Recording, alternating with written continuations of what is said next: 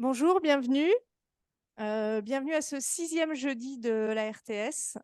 La RTS, pour ceux qui ne nous connaissent pas encore, c'est l'association régionale des techniciens et techniciennes du Sud-Est, une association créée à Marseille en 2002, donc il y a plus de 20 ans d'existence, et pour laquelle nous avons lancé une délégation dans les Alpes-Maritimes depuis janvier de cette année.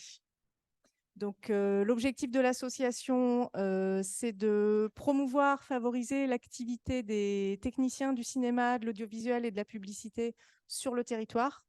On le rappelle, on n'est pas un syndicat, on n'est pas Pôle emploi non plus. On est vraiment là pour favoriser l'activité cinématographique chez nous et attirer, augmenter l'attractivité du territoire pour notre secteur.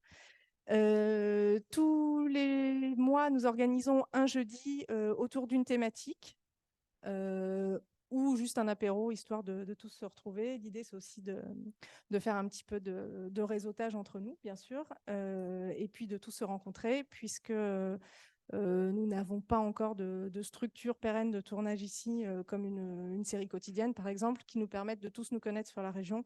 Donc, au moins, on a ce petit point d'ancrage tous pour se retrouver régulièrement.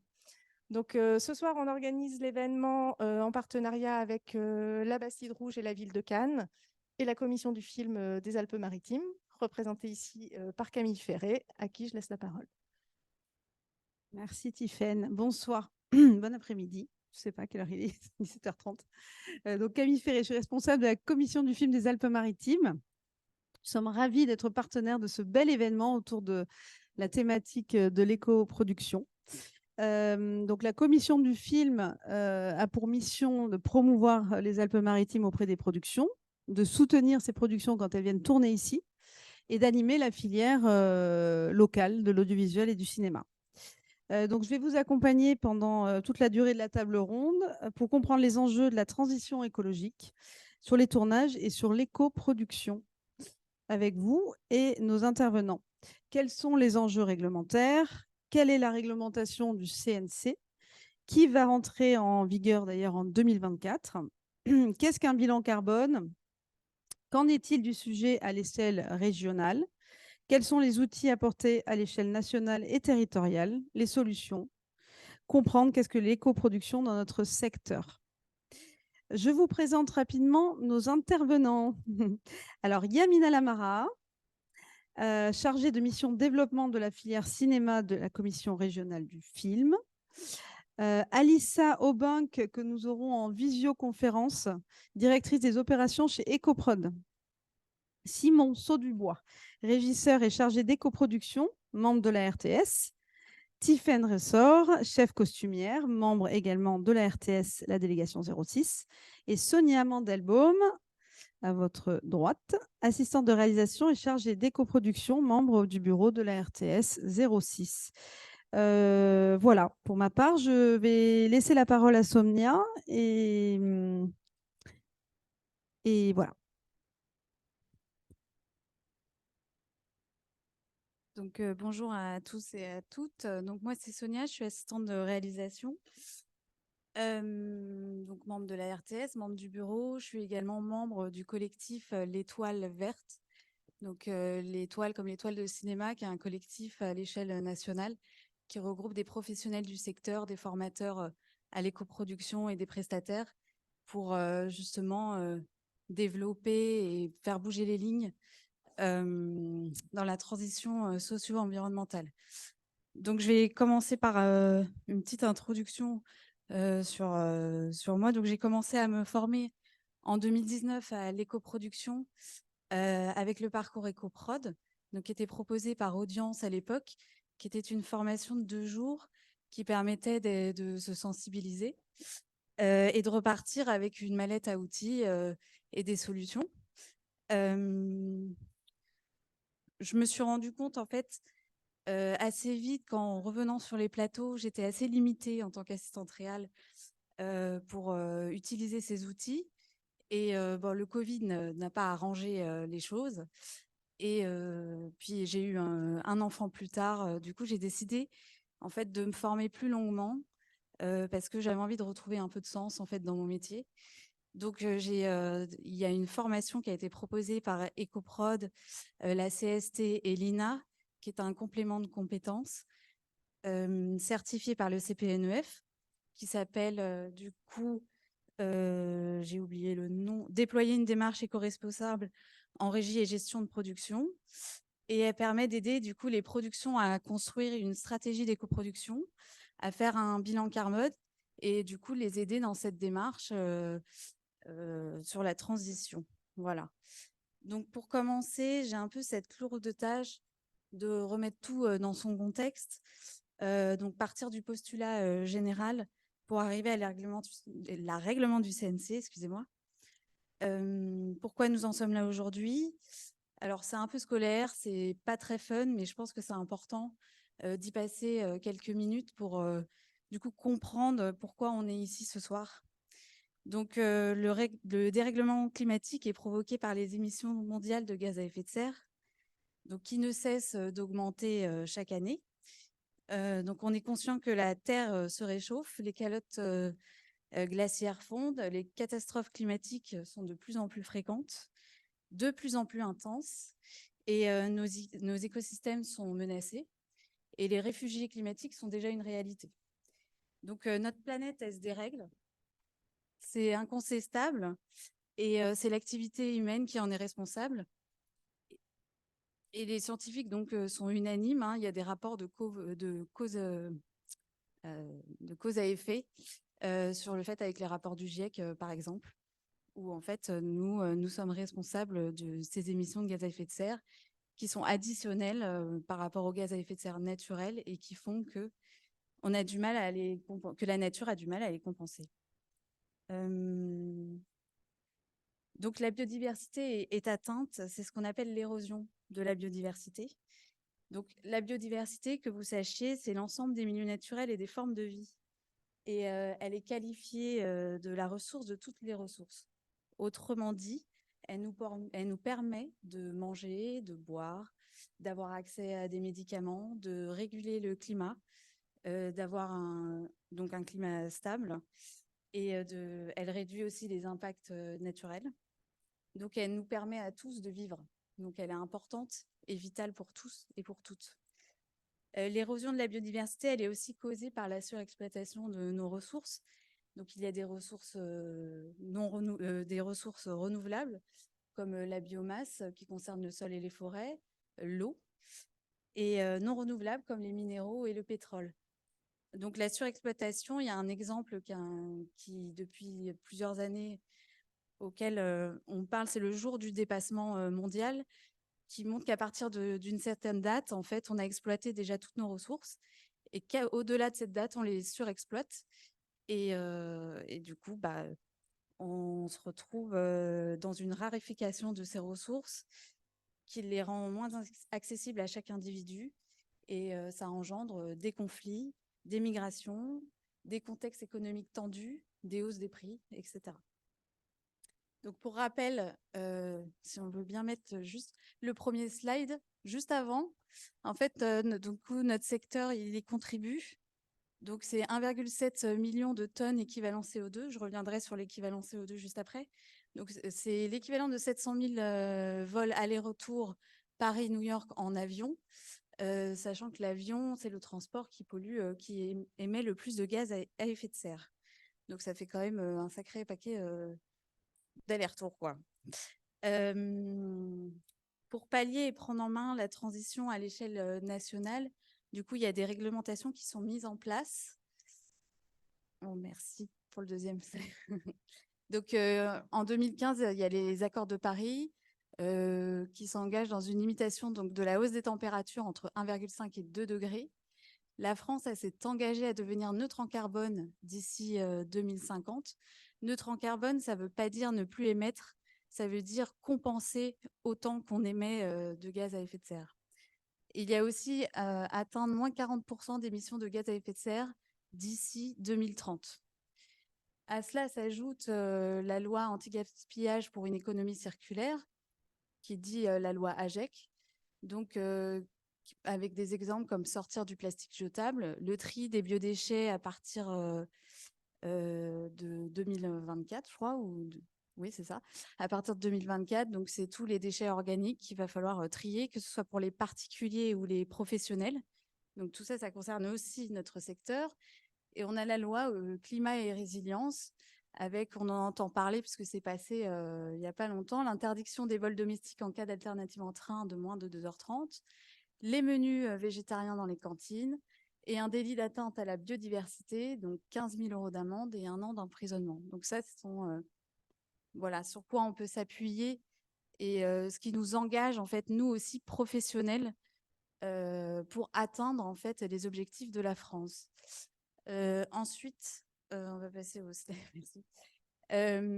Là, on a pris un exemple de réglementation parce que ça s'applique aussi dans des villes ou dans des métropoles où ça pourra s'appliquer à l'échelle territoriale ou régionale.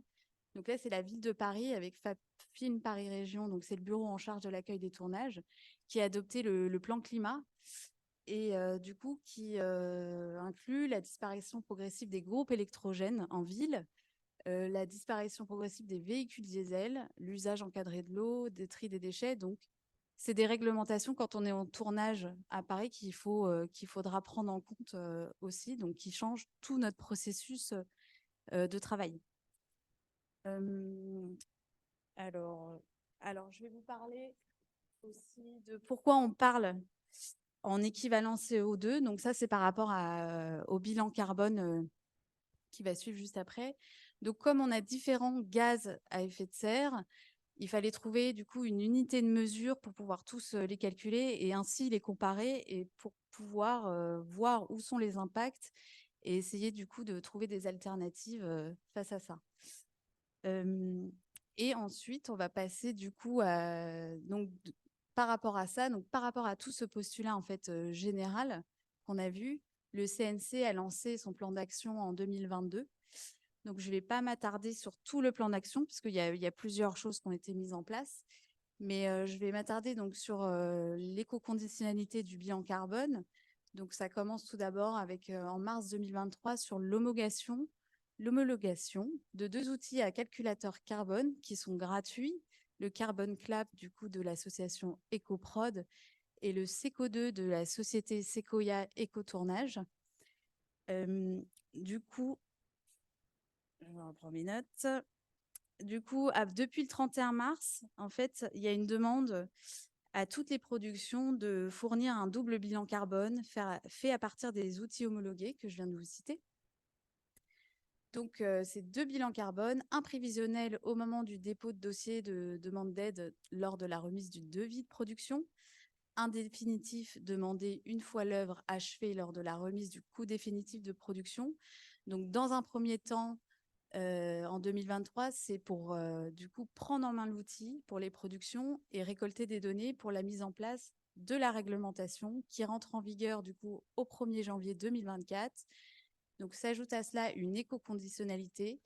Donc pour les aides publiques, automatiques ou sélectives, du CNC à l'obligation de remettre un double bilan carbone pour les tournages de films fiction et documentaires, sans obligation de résultat. C'est vraiment la rendue du bilan carbone pour l'instant. On n'a pas plus d'informations. Donc, je pense qu'à partir de ces données qui vont être données, peut-être que plus tard, il y aura d'autres réglementations qui s'ajouteront, mais pour l'instant, on n'a pas plus d'informations à ce sujet. Voilà, pour le postulat général et l'introduction. Merci Sonia. Alors, on va laisser la parole maintenant à Alissa Aubunk en visio. Donc, Alissa, qui est directrice des opérations chez EcoProd, qui va nous aider à comprendre ce qu'est l'écoproduction avec l'association EcoProd, ce qu'est un bilan carbone et nous parler d'un comparatif de devis de production avec des projets éco-responsables. Voilà. Bonjour à toutes et à tous. Est-ce que vous m'entendez bien?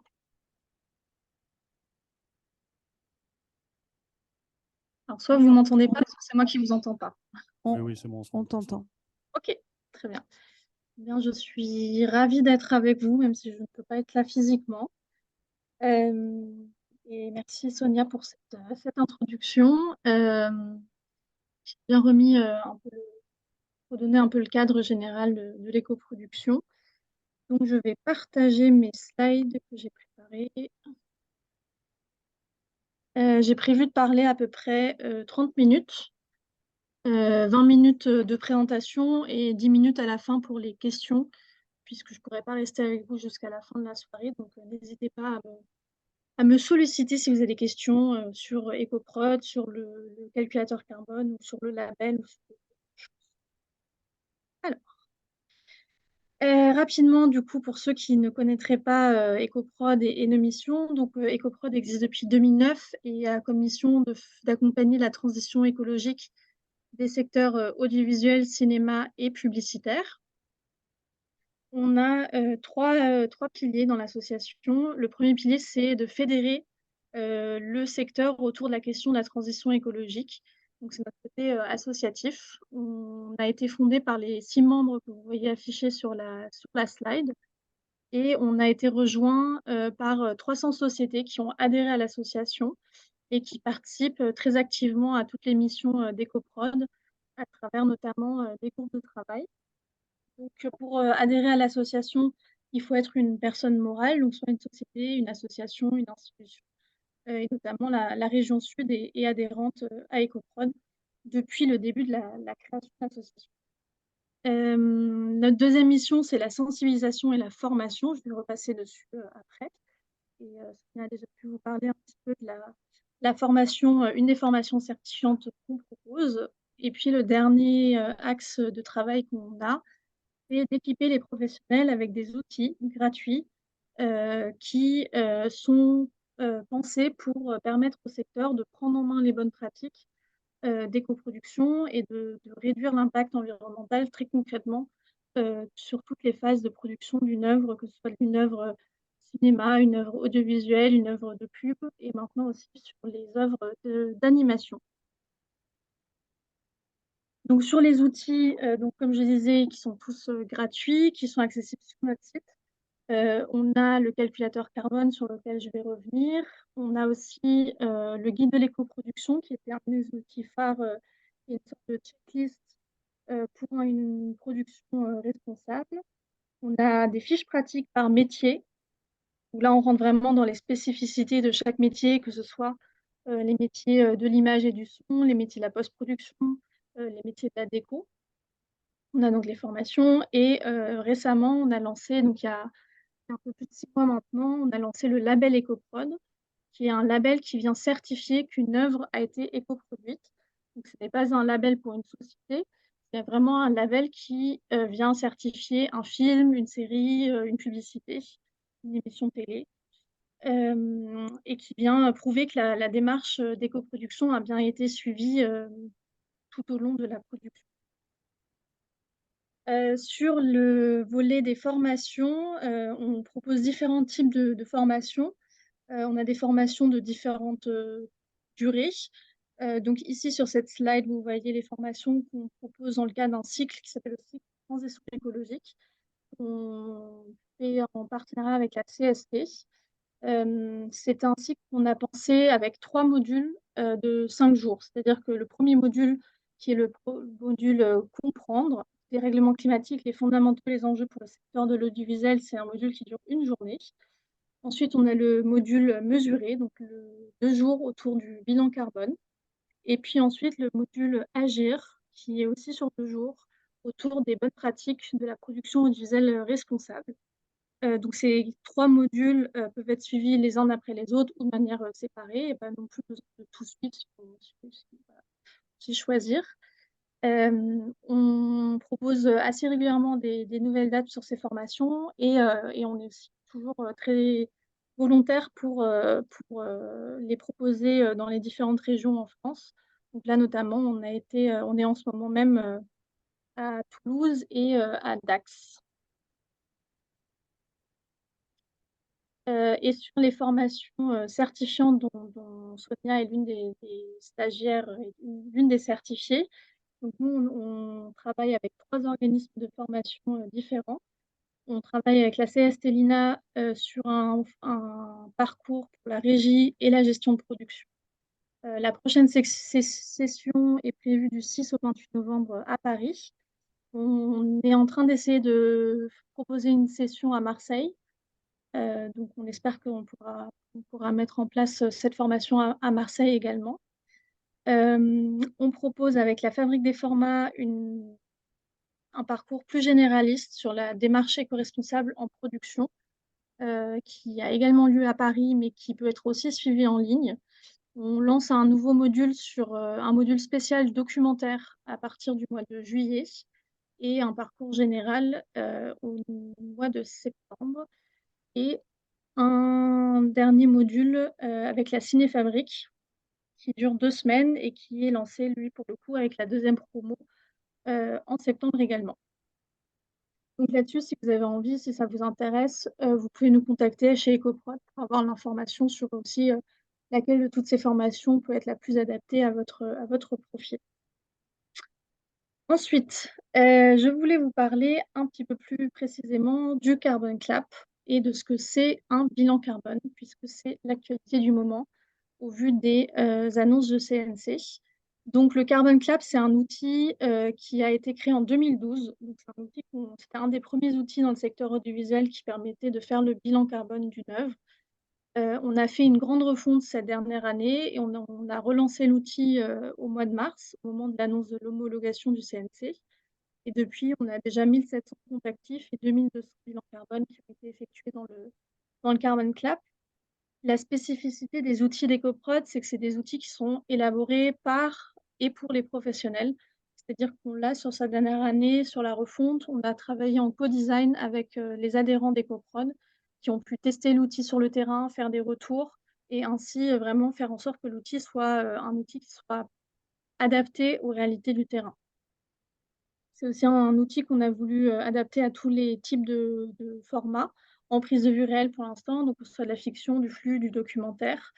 Et on est en train de travailler avec Anime France à une version d'un calculateur carbone pour le secteur de l'animation. C'est également un outil qui est pensé pour des coproductions internationales, donc qui peut être utilisé dans tous les pays, puisqu'il intègre les mix énergétiques du monde entier et qui a aussi une version anglaise de l'outil. Évidemment, c'est un outil sur lequel on a beaucoup travaillé sur la méthodologie. C'est un outil qui se veut scientifiquement solide.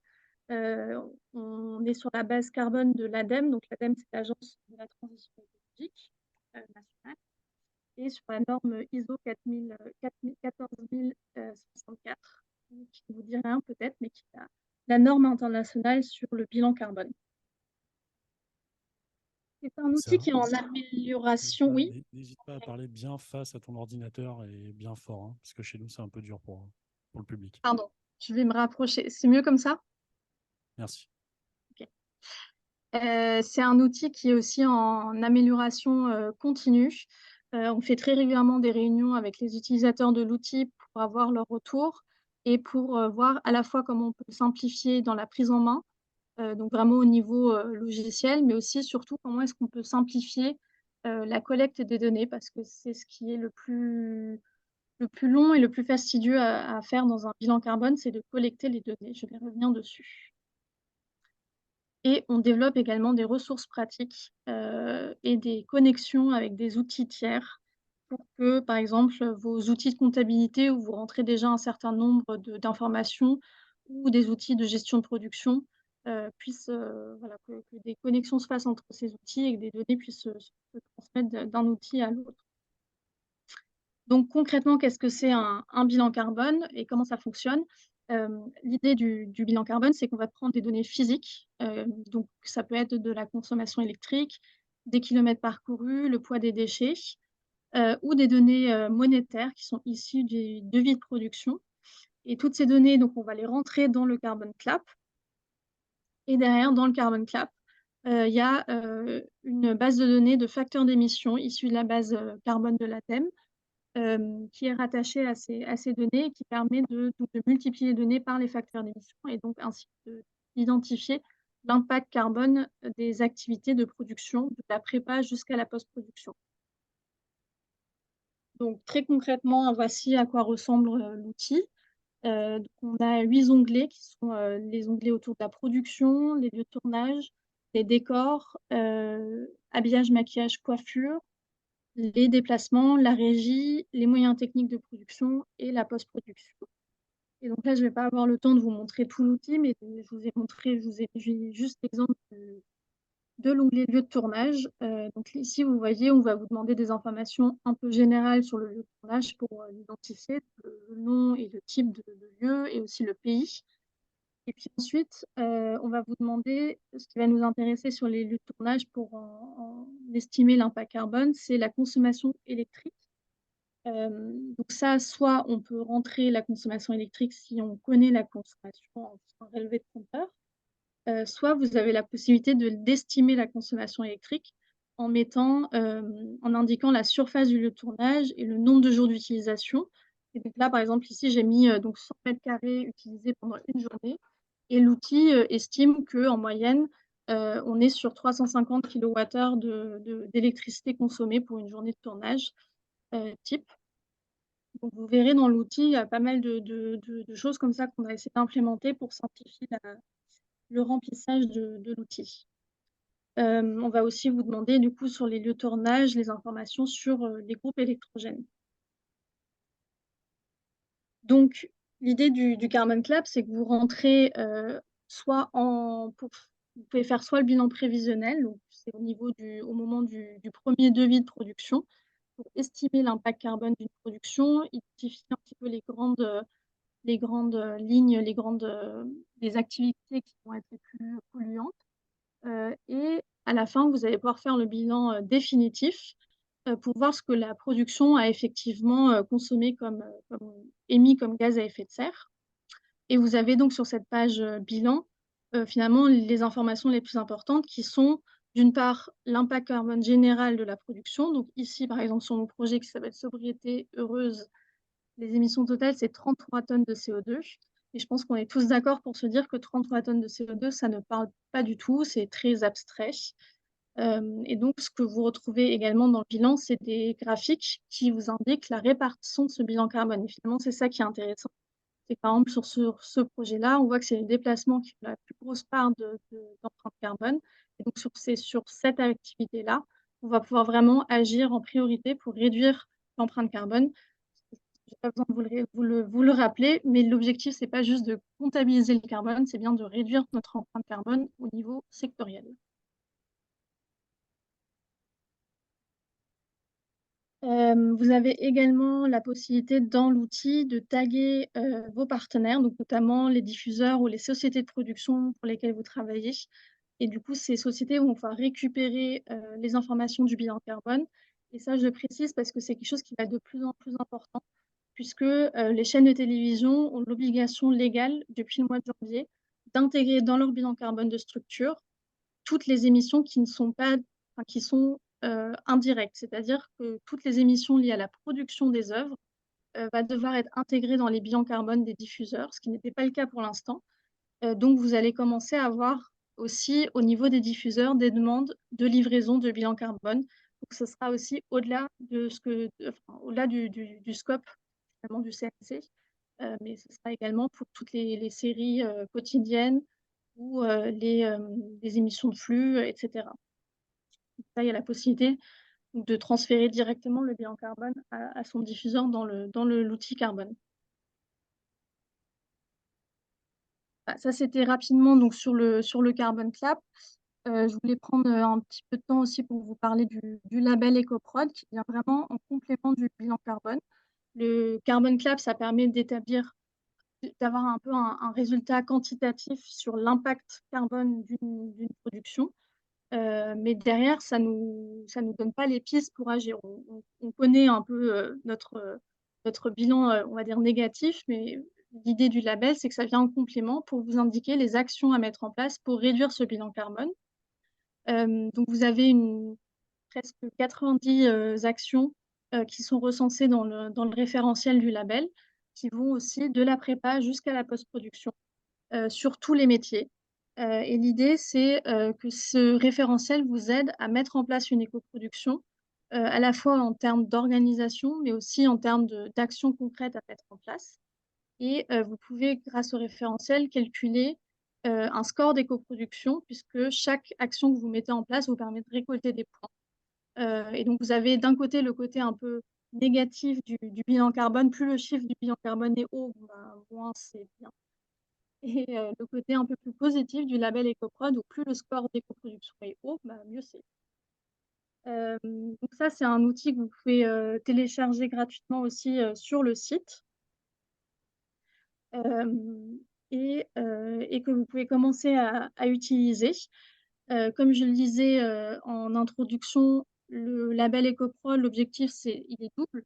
Il est d'une part de pouvoir vous accompagner concrètement sur le terrain avec ce référentiel très concret d'actions à mettre en place, mais aussi de pouvoir labelliser des œuvres, c'est-à-dire de pouvoir certifier qu'une démarche a été entreprise.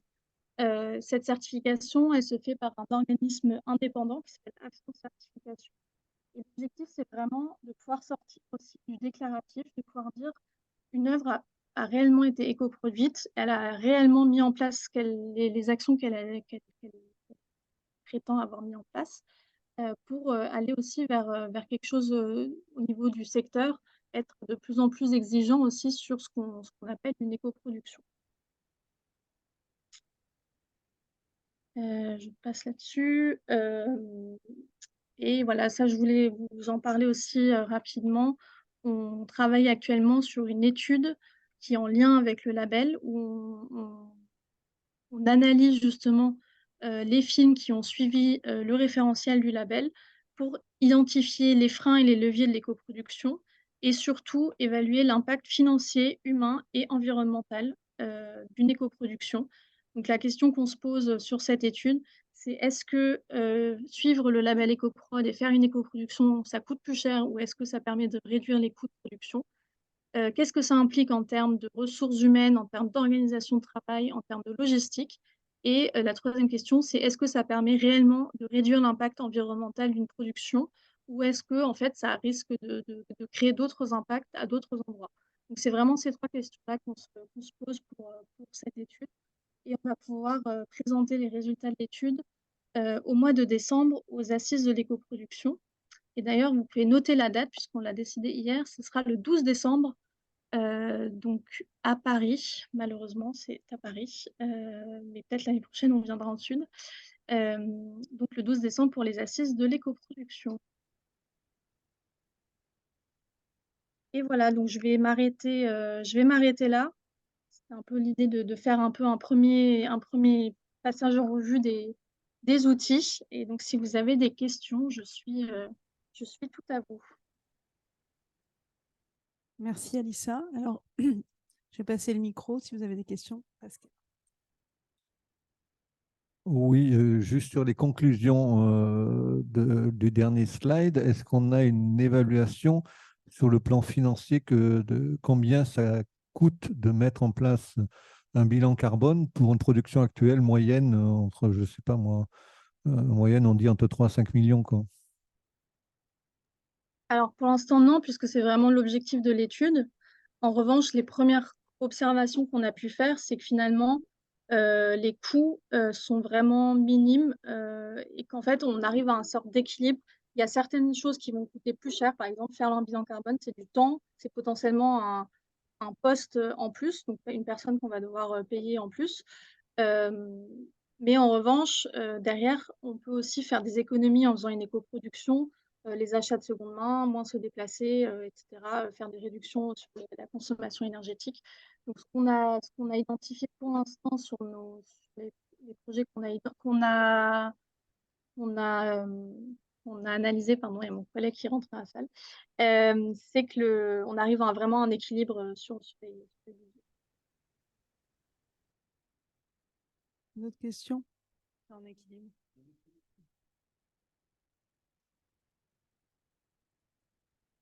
Il y a d'autres questions? Eh bien, merci beaucoup, Alissa. Allez, une question.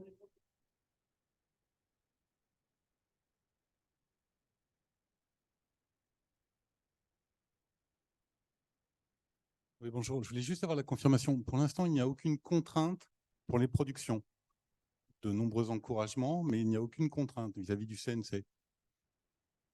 La seule contrainte qui vous est imposée au niveau du CNC, c'est de réaliser un bilan carbone prévisionnel et définitif.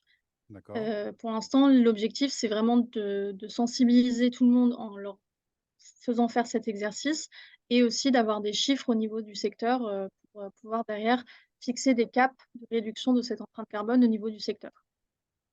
D'accord. La contrainte s'arrête là, pour l'instant. Oui. Mais alors par contre, je peux vous dire, qu'il y a beaucoup de chantiers en cours sur, pas forcément d'autres contraintes, mais en tout cas d'autres, leviers d'action, au niveau des aides financières, au niveau des fonds de soutien, que ce soit, le développement de nouveaux éco-bonus ou au contraire des conditionnalités d'aide au respect de critères d'éco-production. Ça, il y a des discussions en cours et notamment des discussions en cours avec, le ministère de la Culture et le CNC qui travaillent à développer une norme, sur l'audiovisuel responsable. Donc on travaille avec eux sur cette partie-là.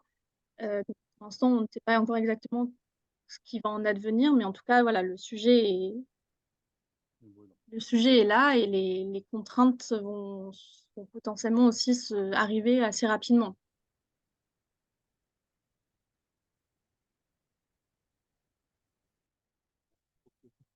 Oui, vous dites assez rapidement, ça veut dire que c'est conditionné à l'étude qui est du 12 décembre ou est-ce que c'est une date butoir pour vous, le résultat de l'étude du 12 décembre, ou est-ce que c'est conditionnement d'aide pour répondre à monsieur là? En fait, ce n'est pas des contraintes, mais si dans les fonds de soutien, on conditionne l'aide, c'est quand même des contraintes. Je veux dire, c'est un mot qui, je ne sais pas, j'arrive pas à comprendre qu'il n'y a pas de contraintes, mais dans les fonds, on pense que peut-être on va conditionner l'aide, donc il y a quand même des contraintes imaginé par le CNC.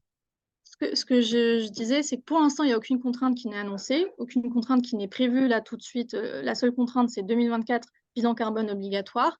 Mais en revanche, il y a des discussions en cours dans à peu près toutes les institutions sur comment est-ce qu'on peut faire en sorte que l'éco-production devienne la nouvelle norme. Donc, est-ce que ça va passer par des contraintes? Est-ce que ça va passer par d'abord des bonus? Ça, je ne peux pas vous dire. C'est des discussions qui sont en cours au niveau des différentes institutions et des différents fonds de soutien.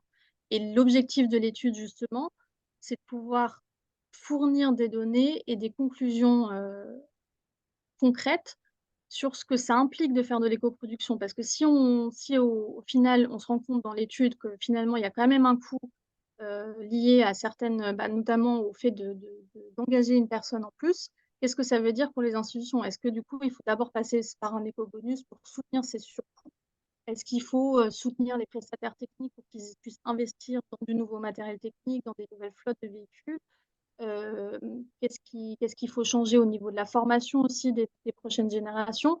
Donc, c'est toutes ces questions-là qu'on essaie d'identifier dans cette étude pour pouvoir derrière aider les institutions à orienter leur politique publique. Nous, avec EcoProd, on n'est pas une institution, donc ce n'est pas nous qui allons faire une éco-conditionnalité. Dans tous les cas, nous, l'objectif, c'est plutôt d'aller recenser ce qui se passe sur le terrain et de faire remonter ça pour que cette transition se fasse de la manière la plus ambitieuse, mais sans mettre en péril nos métiers et la création artistique. Y a-t-il d'autres questions? Oui, monsieur.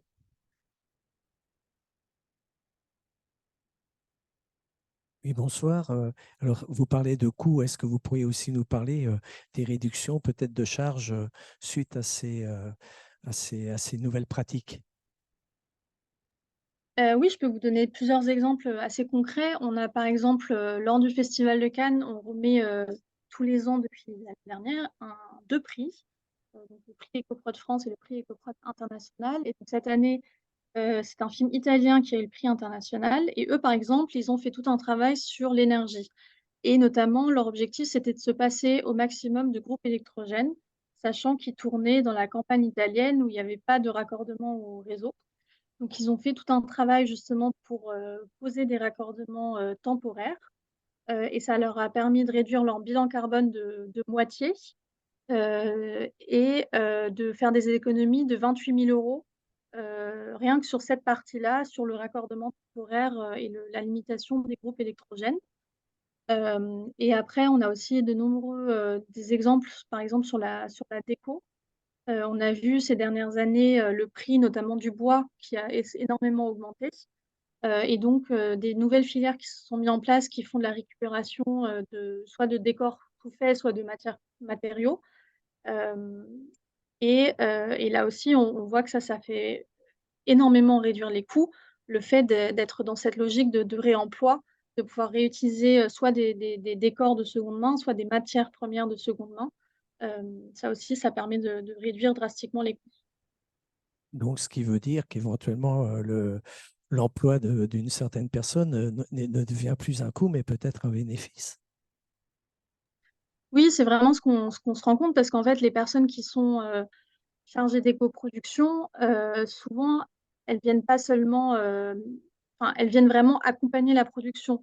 Donc elles ont aussi un rôle, dans l'équipe de production, pour, identifier les bonnes pratiques, identifiant les bons prestataires et potentiellement aussi pouvoir réduire les coûts sur certains postes, potentiellement augmenter les coûts aussi sur certains autres postes, par exemple sur de l'alimentation, aller sur des produits plutôt locaux et bio, bah, plutôt que d'aller, acheter tout dans un discount, bah, ça risque d'augmenter un petit peu. Mais voilà, c'est pour ça que je disais en première observation, voilà, on se rend compte que finalement on arrive à un équilibre.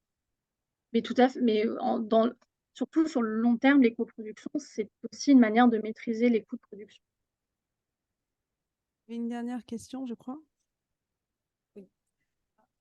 David, Alors, bonsoir, une petite question pratique rapide. C'était pour savoir à quel moment est-ce qu'on doit fournir le bilan prévisionnel au CNC. Est-ce que c'est au moment de la demande d'agrément provisoire Alors ça dépend un petit peu des aides que vous demandez, en effet, si c'est des aides automatiques ou pas.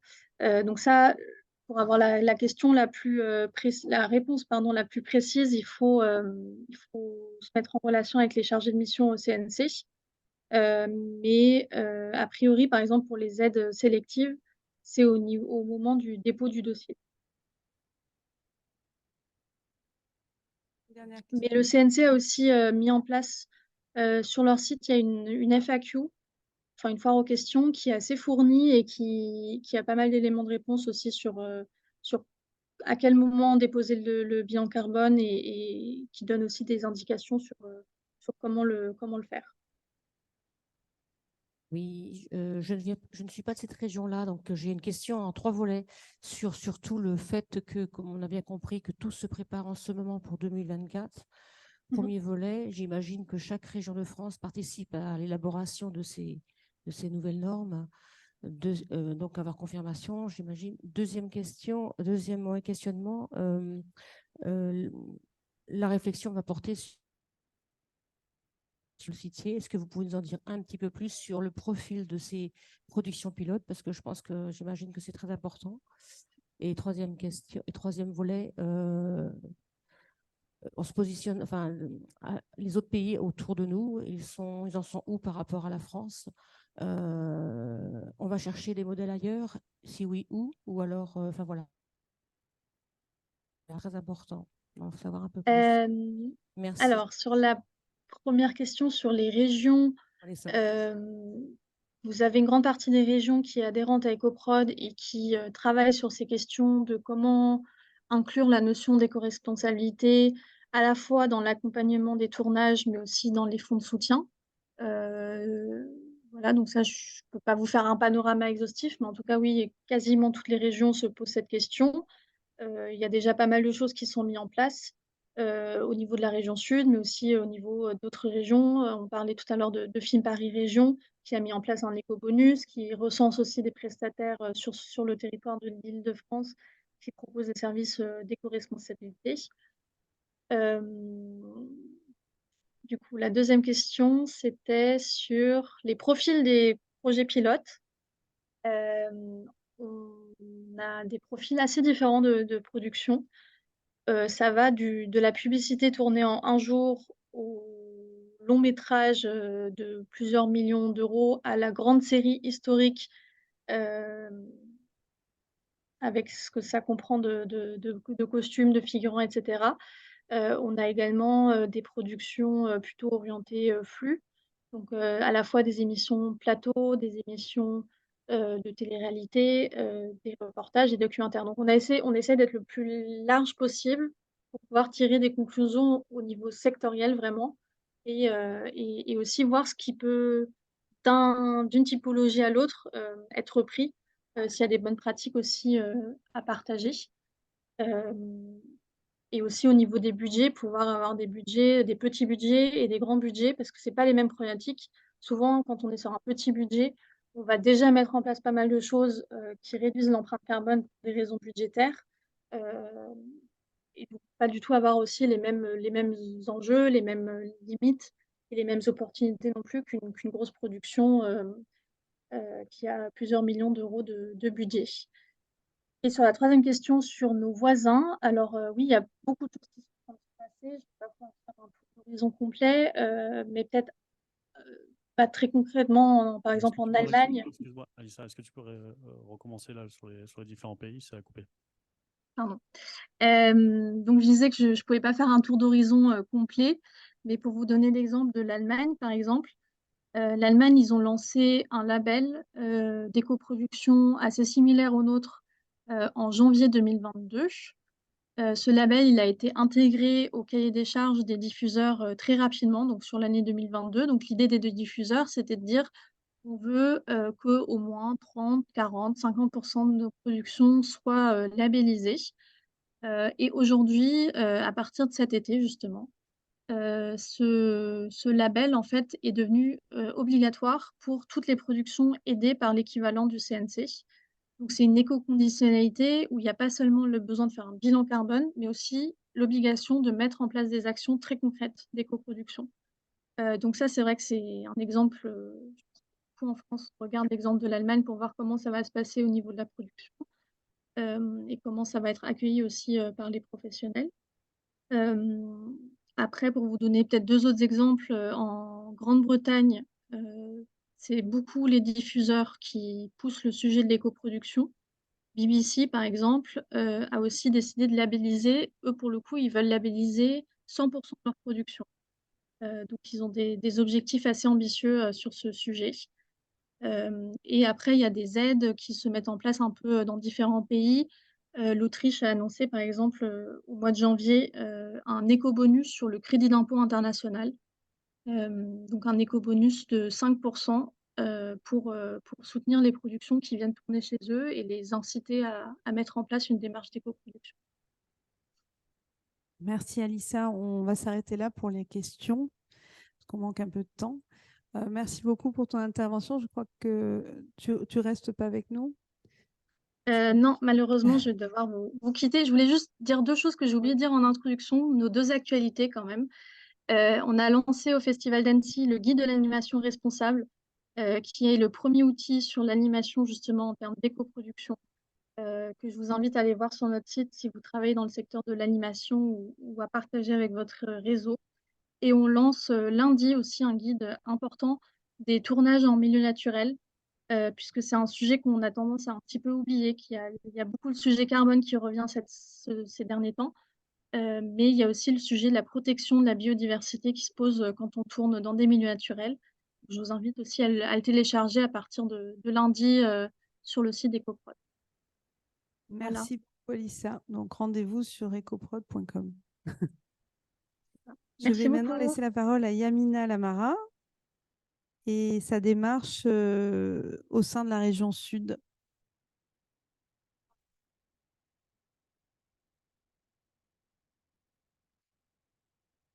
Bonsoir à tous. Je vais mettre sur le côté pour pouvoir voir ce que je vais préparer pour cette séance. Donc, je suis Yamina Lamara, je travaille à la région Provence-Alpes-Côte d'Azur. Je vais vous présenter, et merci beaucoup à la RTS des Alpes-Maritimes de me donner l'occasion de le faire, je vais vous présenter les chantiers qu'on a commencé à lancer. Alors, quand je dis on ou nous, ce n'est pas seulement la commission régionale du film, c'est aussi le réseau régional d'accueil de tournage dont fait partie la commission des Alpes-Maritimes. Et on a 17 bureaux d'accueil et commissions du film sur le territoire. Et on a commencé à réfléchir à la fois à notre rôle et au type d'action qu'on peut mettre en place pour accompagner les productions. Alors, avant de passer à la slide suivante, juste avant, je voulais simplement vous faire part d'une réflexion qu'on a eue au niveau national. On s'est dit, en fait, les commissions du film, c'est quand même un des éléments essentiels de l'éco-responsabilité parce que notre rôle, c'est de maximiser les ressources locales, que ce soit en fournissant des informations sur les décors, que ce soit en proposant des listes de professionnels, du territoire évidemment, et bien sûr que ce soit en proposant également des listes de prestataires, en faisant connaître toutes les ressources locales. Eh bien, on considère qu'on a quand même un rôle important dans ce qui va pouvoir économiser des coûts de déplacement pour les productions qui viennent tourner en région. Voilà. Tu peux avancer. Je voulais aussi, puisque donc, vous avez compris que la commission du film est intégrée à la région, ça va peut-être permettre de répondre à certaines questions qui ont été posées. Faire un petit détour par la région. Globalement, la question d'un territoire neutre en carbone à 2050, c'est une des priorités depuis plusieurs mandats. Et la région a mis en place un plan climat, on en est au deuxième, où là, on va être sur des actions très concrètes, très précises, spécifiques pour préserver la biodiversité. Le guide qui va paraître d'EcoProd est hyper important pour nous. 50% du territoire régional est en espace protégé. On a aussi également mis en place des actions sur l'agriculture pour essayer d'avoir un maximum d'agriculture labellisée bio. Et il y aura une série d'actions aussi dans ce plan climat autour des déchets et évidemment toutes les actions destinées à diminuer l'empreinte carbone et les émissions carbone. Donc c'est aussi évidemment avec l'espace côtier, un espace aussi à préserver au niveau des fonds sous-marins. Et ça, on n'en parle peut-être pas assez, mais ça fait aussi partie des priorités. Une fois qu'on a mis en place ces actions spécifiques au niveau de la région, on a aussi, nous, les autres directions de la région, qu'on s'occupe de lycées, de cinéma, de festivals, on a aussi comme objectif à terme de proposer sur chacune des aides financières données par la région des éco-conditions adaptées au secteur. Donc ça, c'est un travail qui est en cours, qui peut répondre à certaines de vos préoccupations. C'est en cours notamment au niveau des fonds d'aide à la création et à la production. Nous allons certainement proposer à nos élus de reprendre tout simplement d'abord les obligations du CNC, qui est d'avoir un bilan carbone prévisionnel et un bilan carbone définitif. Et puis, nous allons proposer à nos élus aussi de les assortir d'un document sous forme de plan d'action pour que les productions nous disent ce qu'elles ont pu faire sur notre territoire. Voilà, je vous en parlerai un petit peu après. Je voulais aussi vous rappeler qu'au niveau de la région, au niveau du cinéma, nous avons des aides à la création, à la production, au développement de la filière. Nous soutenons les associations professionnelles, à l'accueil de tournage, au festival, à l'éducation aux images et aux salles de cinéma. Voilà, ça, c'est la totalité du champ d'intervention de la région en matière de soutien au secteur du cinéma et de l'audiovisuel. Donc nous, notre rôle, quand avec le réseau, on est sur la question de l'éco-responsabilité, on a envisagé un plan d'action en 4 axes. Le premier axe, tout simplement, c'est aujourd'hui, c'est tout au long de notre activité de sensibilisation des professionnels. Nous souhaitons accompagner l'évolution de la réglementation nationale. Pour l'instant, effectivement, vous êtes invités à remplir ces bilans. Ils deviendront obligatoires au 1er janvier. Et nous souhaitons avoir une veille sur l'action des territoires. Sonia, tu as parlé de Paris. Peut-être que des territoires sur la région sud un jour prendront des mesures. On a besoin de les accompagner, de voir comment les adapter au secteur. On a un rôle assez important sur le recueil des données et sur l'identification des ressources disponibles pour faciliter pour les productions la mise en place de ces mesures éco-responsables. Je vais rentrer un peu dans le détail, mais je ne vais pas faire aussi long que ce qu'il y a écrit. Tu peux passer le slide d'après. C'était pour vous montrer le réseau régional. Voilà, on est à peu près sur tout le territoire régional et dans les Alpes-Maritimes, bien évidemment. Vas-y, tu peux avancer. Donc, sur notre action vis-à-vis des professionnels, la région et la commission régionale du film a adhéré à EcoProd. C'est pour nous très précieux. Ça nous permet d'avoir à la fois tous les outils qu'Alissa vous a présentés, mais aussi une veille, des possibilités de discuter, d'évoquer les difficultés. Je voulais vous dire que dans ce cadre-là, comme nous sommes adhérents, nous avons la possibilité de proposer chaque année une journée thématique sur le territoire pour les professionnels, techniciens et producteurs. C'est ce qui a été fait en 2022. On a monté la formation EcoProd à Marseille. En 2023, il y a eu une journée sur le Carbon Clap, toujours à Marseille. Donc, je pose la question, je l'espère bientôt, que nous pourrons monter une formation dans les Alpes-Maritimes, sur Aix-Marseille aussi, à piocher dans le catalogue que Alissa vous a présenté, notamment tout ce qui était autour de l'action et de la mesure. Voilà, on a remis le petit lien là, si le diaporama vous est dit. Monter un groupe de 12 personnes, 15 personnes sur le territoire, mais je pense qu'on partage cet objectif. Très concrètement, par rapport à l'évolution de la réglementation, on essaye, nous, d'accompagner toutes les initiatives du territoire. Celle de la RTS sur Marseille, qui a eu lieu. On participe aux Assises nationales de l'écoproduction. La commission du Vaucluse également a fait le même type de séance. Le réseau national des commissions du film a pu échanger la semaine dernière à Paris. C'était très intéressant pour nous. Il y a 2 territoires qui ont des éco-bonus. La Corse, avec son Office national de protection de la nature. Donc, c'est vraiment des éco-bonus où il y a une vérification du Conseil de l'accompagnement des productions. Et donc, Île-de-France, qui est, eux, on va avoir un éco-bonus où il y a plutôt sur examen, après contrôle sur facture. Voilà. Donc, ça, c'était intéressant pour nous de voir comment on fait sur un petit territoire et un grand territoire. Alors, ça n'a pas été évoqué. Donc, du coup, je m'en tiens à ce qui a été dit, mais certainement. Voilà, puis la réunion d'aujourd'hui. Donc, pour nos actions aussi, dans notre réseau, pour l'instant, on n'a aucune commune ou intercommunalité qui a voulu prendre des mesures dites limitatives, mais on sera en veille là-dessus. Par contre, on va travailler avec elles pour qu'elles puissent aussi proposer, et on va dire, soit peut-être plus lisibles sur les propositions qu'elles peuvent faire aux productions, que ce soit en matière d'énergie, de tri, de déchetterie, etc. Juste une petite action très concrète. On a travaillé avec les commissions sur l'élaboration d'un guide de l'accueil de tournage pour les communes, parce qu'on a quand même beaucoup de communes qui sont curieuses, qui ont envie de se lancer, qui ne savent pas ou qui n'ont pas eu des bonnes expériences. Donc, on a remis sur l'ouvrage un guide de l'accueil de tournage avec l'ensemble des professionnels. Et on aura un volet de recommandations sur l'éco-production dans ce guide qui paraîtra en 2024. Voilà. Autre action qui, pour nous, et en ce moment, nous prend le plus de temps, on appelle ça enquête terrain. Donc, tout simplement, la commission du film va à la rencontre des productions qui tournent, plutôt les fictions audiovisuelles et les longs métrages, sur le territoire pour faire un bilan de tournage lors d'une rencontre avec le directeur de production et le ou la régisseuse. Et on va poser des questions sur les mesures qui sont prises, les difficultés qui ont été rencontrées pour mettre en place des mesures éco-responsables, parce qu'on sait qu'il y a des freins aussi dans notre région, et puis des solutions, des suggestions pour avoir de l'info, on va dire, quasi en direct. Et ça, on le fait depuis à peu près, allez, je dirais 3-4 mois.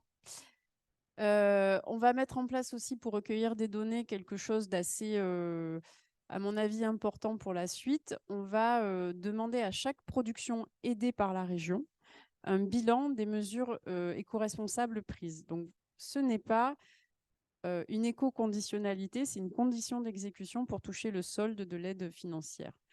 Peut-être tu peux la montrer. On est en cours de fabrication de cette fiche. Ça sera très simple. On va essayer qu'elle soit la même pour toutes les commissions de France. Donc, on est en train de travailler avec le réseau national. En gros, on a évidemment, on s'est inspiré des outils EcoProd. On a voulu tout simplement que les sociétés de production puissent nous faire un petit retour sur les actions qu'elles ont mises en place, sur chaque champ d'action possible, et qu'elles nous fassent un retour sur ce qu'est la facilité ou les difficultés qu'elles auraient eues sur le territoire. Et enfin, si elles ont sollicité des prestataires spécifiques pour mettre en place cette action. Pour nous, ça a vocation ça nous permettra de faire connaître aux productions d'après les prestataires qui ont pu œuvrer sur tous les champs d'action listés. Voilà, du coup, c'est la dernière action très concrète dont je voulais vous parler. On est en train de mettre en place un annuaire des prestataires techniques film. On fait ce recensement en continu. Et là, on va commencer un travail plus spécifique pour essayer de repérer les prestataires spécialisés cinéma, mais qui auraient pris des mesures qui leur permettent en interne, soit par une norme AFNOR, soit par une démarche RSE, de nous certifier qu'ils sont dans une démarche eux-mêmes éco-responsables, soit alors des prestataires plutôt axés sur l'appui aux productions, parce qu'eux-mêmes, ils ont une action, une prestation spécifique, soit de ramassage des déchets, soit de conseils en éco-production, etc., etc. On va essayer de travailler tout ça aussi avec d'autres secteurs. Ça nous paraît essentiel parce qu'on a le secteur des arts vivants sur notre territoire qui est en train de bouger là-dessus depuis longtemps. Et évidemment, on va travailler au recensement de tous les éco-managers du territoire pour proposer ce profil. On espère qu'il y aura de plus en plus de personnes formées sur le territoire. Voilà. Est-ce que j'ai tenu dans les 10 minutes? Je pense qu'on est bon au niveau temps. Est-ce qu'il y a des questions pour Yamina? Tu avais une question?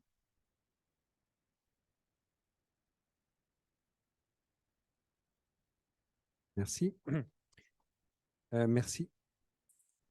Merci, Yamina. Oui, j'avais une question à propos des formations dont vous venez de parler à l'encontre des professionnels. Je me demandais s'il y avait quelque chose de prévu pour les étudiants des filières de cinéma. Oui, pardon, je pose la question parce que je suis Serge Milan et je suis le directeur pédagogique de ce campus, Méliès, où nous avons donc, je sais pas, une dizaine de formations directement liées donc, au cinéma, que ce soit des scénaristes. Bon, il y a l'ESRA qui est ici, vous le savez. Il y a des administrateurs de production aussi qui peuvent être intéressés. Bon, des sound designers peut-être un peu moins, mais enfin, voilà, il y a plusieurs de ces filières. Et je me demandais si la région prévoyait quelque chose pour ces étudiants, par exemple. Voilà, ce type de formation dont vous avez parlé pour les professionnels, on pourrait imaginer qu'elle se déroule sur ce campus, mettons, pour les Alpes-Maritimes, et que les étudiants de ces filières puissent y participer. Est-ce que c'est envisageable? Alors, je ne sais pas si Alissa est encore avec nous. Je vais apporter un tout petit élément de réponse. Je suis encore là. Ouais, c'est simplement, Alissa, si tu en sais plus que moi sur le plan que le CNC avait lancé de demi-journée de sensibilisation pour les étudiants. Oui, alors il y a 2 choses. Il y a d'une part, en effet, le volet, sensibilisation étudiant du CNC. Donc c'est 3 heures, c'est un atelier de 3 heures qui est financièrement pris en charge par le CNC.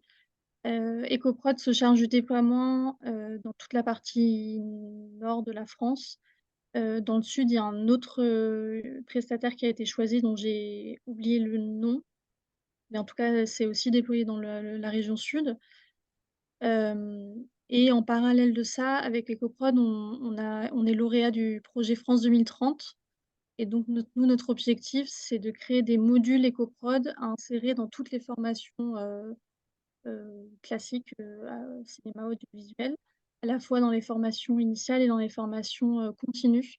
L'objectif, c'est d'aller toucher les différents métiers, et d'insérer vraiment, le sujet de l'éco-responsabilité dans les cursus, universitaires pour que ça devienne, un sujet à part entière et pas seulement une formation qu'on doit suivre en plus de la formation classique. Donc ça, c'est un sujet aussi qu'on est en train de mettre en place et donc ça, si ça peut vous intéresser d'avoir des interventions, n'hésitez pas à nous contacter, là-dessus. Et du coup, pour compléter, pour l'instant, on n'a pas d'intervention particulière vis-à-vis des étudiants en cinéma, en audiovisuel. Lors de la réunion qu'on a eue à Cannes avec l'ensemble des écoles et des formations audiovisuelles, on a bien senti que le thème de l'éco-responsabilité était encore parfois balbutiant, parfois intégré, mais avec des prises en charge assez différentes. Donc, ça peut être un vrai sujet, effectivement, à ouvrir. Notamment parce que certains vont avoir peut-être beaucoup plus de ressources. On a l'installation bientôt de la Cinéfabrique sur le territoire donc il y a une ingénierie de formation là-dessus, donc il pourra peut-être avoir des partages d'expériences et aller un petit peu plus loin.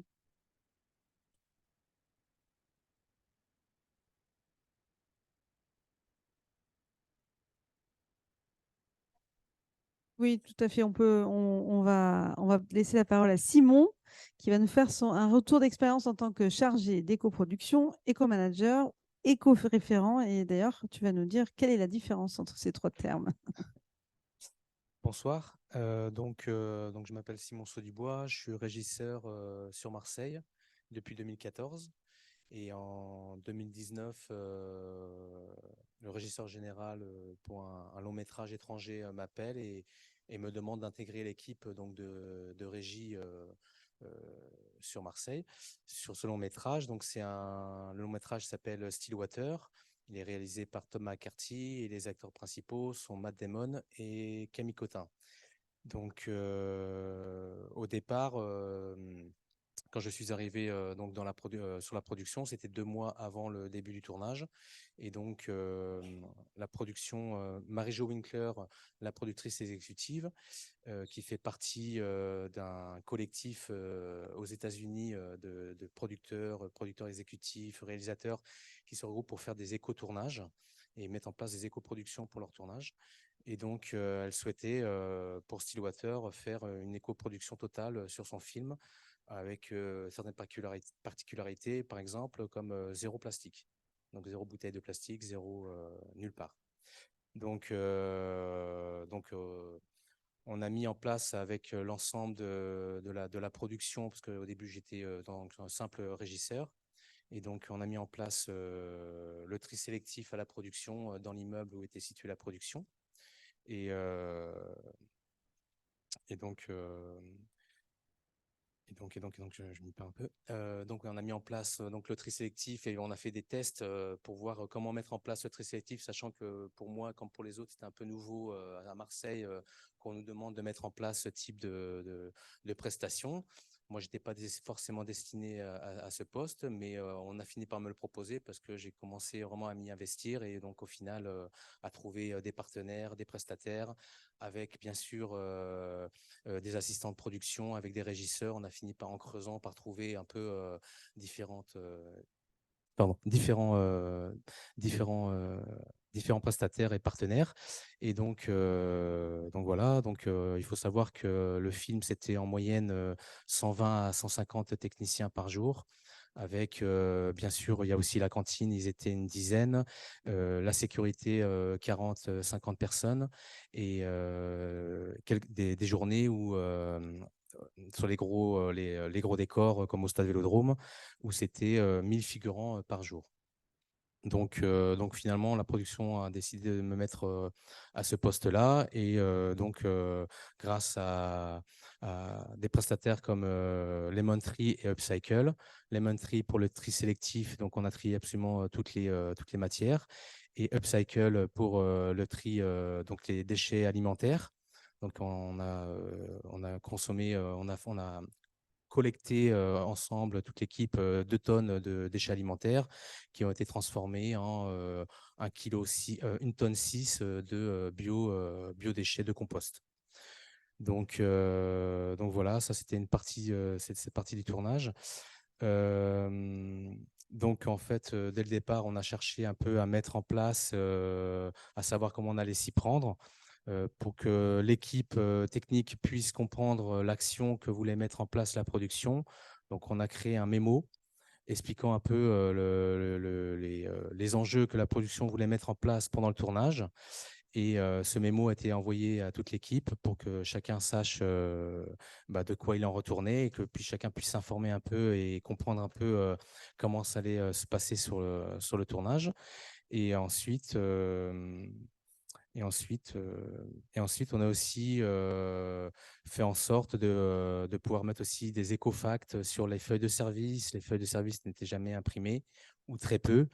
C'était tout envoyé par mail. Donc, à chaque fois, à chaque poste, en fait, on essayait de réduire un maximum l'impact que ce soit avec les électros, donc les électriciens, avec un utilisage massif de LED et de groupes, enfin de cellules sur batterie pour pouvoir brancher les lumières. Les costumes, c'était de l'achat, il y avait de l'achat neuf, mais il y a aussi d'achat d'occasion. Et après, en fin de tournage, de la revente de ces vêtements pour la production, se rembourser un peu, enfin, récupérer cet argent plutôt que de stocker, récupérer l'argent de la revente de ces vêtements et voilà, donc, et de les stocker après derrière. Et pour l'atelier déco, là aussi, c'était un gros chantier puisque comment dire, l'atelier faisait à peu près 2000 mètres carrés et au début, ils avaient une benne, juste une benne de 10 000 litres où ils envoyaient tout dedans et il a fallu qu'on trouve un moyen de recycler tout ce qu'il y avait de bois, de matière, de peinture, trouver des process en fait. Il a fallu chercher des process pour faire en sorte que chaque matière soit recyclée et pas jetée simplement à la déchetterie. Donc, on a aussi fait appel à la réserve des arts pour récupérer les décors qui étaient encore possibles, réutilisables. Et voilà, dans l'ensemble. Et en fait, on a aussi, à la fin, la production souhaitait, donc Marie-Jo Winkler, comme je le disais, faisait partie donc, du Green Production Guide, qui est ce groupement de producteurs exécutifs et de producteurs. Et il fallait que je réalise à la fin un bilan carbone avec une récupération de toutes les données de transport, de l'électricité, les trajets en avion, les trajets en train, les trajets en voiture, calculer après donc forcément la consommation derrière de chacun des véhicules en fonction de leur catégorie. Et donc pareil pour les avions, les trajets transformés en miles pour les trajets en avion et pareil pour les trajets en voiture. Mais bon, après, ça, mais le but, après, c'était de récupérer, de collecter toutes les données à la fin pour pouvoir après les insérer dans leur clap carbone, un peu comme EcoProd. Et à la fin, le logiciel, enfin, l'Excel récupérait ces données et me synthétisait l'ensemble et me disait, bah voilà, il y avait tant de consommation par rapport on a fait tant d'économies en consommation par rapport aux maisons, on a fait tant d'économies par rapport aux bouteilles plastiques. On a calculé en fait chaque élément qu'on a pu économiser. On a essayé de synthétiser à la fin grâce aussi à Sequoia. Je me suis renseigné auprès de Sequoia, je me suis renseigné auprès de différentes productions qui mettaient déjà en place des éco-productions. Et voilà, on a essayé de mettre en place tout ça. Donc, comme vous l'avez dû le voir un peu là-haut au-dessus, on a mis en place les gourdes, les fontaines à eau pour essayer en fait d'éliminer les bouteilles plastiques. On a donc récupéré les déchets alimentaires et on a à la fin du tournage collecté à peu près 1,6 tonne de compost et la plupart a été donnée à la ville de Marseille, à la mairie du 1er et 7e arrondissement. Et une partie a été, on a gardé une partie pour le transmettre à chacune des personnes de l'équipe pour montrer un peu, voilà l'économie qu'on a fait et pour comme on a les sensibiliser un peu à toutes les actions qu'on a pu faire. Donc, on a rédigé ce rapport pour pouvoir un peu leur montrer un peu toutes les actions qui ont été faites pendant le tournage et puis synthétiser l'ensemble et qu'ils puissent comprendre un peu quels étaient les enjeux sur le tournage. Voilà. Merci Simon. Du coup, on va poser la question à Tiffaine sur la partie costume, puisqu'elle est porteuse d'un projet de ressourcerie de costumes ici dans les Alpes-Maritimes. Donc, je te laisse la parole. Alors, je vais me lever comme ça, je vais pouvoir avoir accès aux slides en même temps. Chacun à notre niveau, en préparation au tournage, on réfléchit à ce qu'on peut mettre en place comme solution concrète. Sachant que ces solutions, qu'on soit à Paris ou en région, sont différentes puisqu'on n'a pas les mêmes problématiques. À Paris, on a la chance d'avoir des loueurs, notamment pour les costumes, ce qu'on a très peu en région et ce qu'on n'a pas dans les Alpes-Maritimes, excepté le fonds de stock de section de recherche qui est utilisé par Strike Production, Strike Film. Donc, on a pensé lancer un projet de ressourcerie de costumes que je porte avec Sonia, dans une démarche d'éco-responsabilité, aussi dans une démarche de développement économique pour la partie location. C'est un projet en construction, puisqu'on est vraiment au tout début du projet, puisqu'on est à la recherche de locaux, de financement, de solutions à tous les niveaux pour le développer. Et je vais vous le présenter un petit peu ce soir. Le projet de départ, c'est de mutualiser les stocks costumes de tous les costumiers du département, puisqu'on est tous, en tant que costumiers, chefs costumiers, habilleux, couturiers, stylistes, spectacles vivants ou audiovisuels, on a tous des stocks de costumes qu'on récupère souvent en fin de tournage et qui finissent généralement par pourrir au fond d'une cave dans des sacs en plastique, parce qu'on n'a pas forcément des lieux de... Alors, on peut avoir des lieux de stockage, mais pas forcément des lieux de travail qui nous permettent de retravailler correctement avec nos stocks. Donc l'idée de départ était de mutualiser ces stocks de costumes pour qu'on puisse avoir ensemble, à moindre coût, des locaux qu'on puisse exploiter pour travailler. Un stock qui grossira au fil des projets. L'idée, c'est aussi devenir une ressourcerie et donc de récupérer à chaque fin de tournage, de spectacle, d'événements, récupérer les stocks costumes qui ont été utilisés, qui ne sont plus utilisés, soit les racheter, soit sous forme de dons de la part des productions, pour ensuite les réutiliser, les recycler, pour les reproposer à la location sur des projets suivants. Donc, pourquoi de la location? Pour plusieurs raisons. Déjà, pour une raison environnementale, qui est que l'impact écologique est moindre si on loue des costumes plutôt que si on les achète. À destination des professionnels du cinéma, de l'audiovisuel, mais également de la publicité, du luxe également, puisqu'on est quand même sur un département où l'industrie du luxe est très présente en termes d'événements et de tournage. Et également pour le spectacle vivant. Ça, c'est quelque chose qui est important, encore une fois, sur un département où moi, j'étais à Marseille avant, donc on est sur un tissu économique qui est un petit peu différent et où le spectacle vivant, l'événementiel, a quand même une grosse place ici en termes de travail. Donc, c'est un peu nécessaire quand même de nous mutualiser entre l'audiovisuel et le vivant. La location pour les costumières, les costumiers, ça permet d'avoir des préparations plus précises, plus rapides, plus efficaces, dans un contexte économique où on réduit de plus en plus les budgets, les temps de prépa. C'est aussi important pour nous de pouvoir proposer ces services. Une garantie aussi pour les professionnels, d'avoir accès à des pièces retouchées, patinées, réparées, neuves, originales, quoi qu'il en soit, des pièces qui seront adaptées directement à une utilisation pour un projet. Donc, ça veut dire aussi en termes d'impact écologique, ne pas avoir à laver des choses, à patiner des choses, donc à laver, relaver par exemple, pour pouvoir être adapté à un traitement à l'image. Et la location permet donc des économies financières, environnementales et logistiques également. Donc, à quoi ça ressemble une ressourcerie de costumes? J'ai mis des images, je remercie Eva pour la recherche iconographique. Ce sont des photos qu'on a prises sur les sites des principaux loueurs donc, qui existent à Paris et en région parisienne. Donc, c'est un stock de vêtements et d'accessoires de toutes les époques, du contemporain, mais aussi du costume d'époque.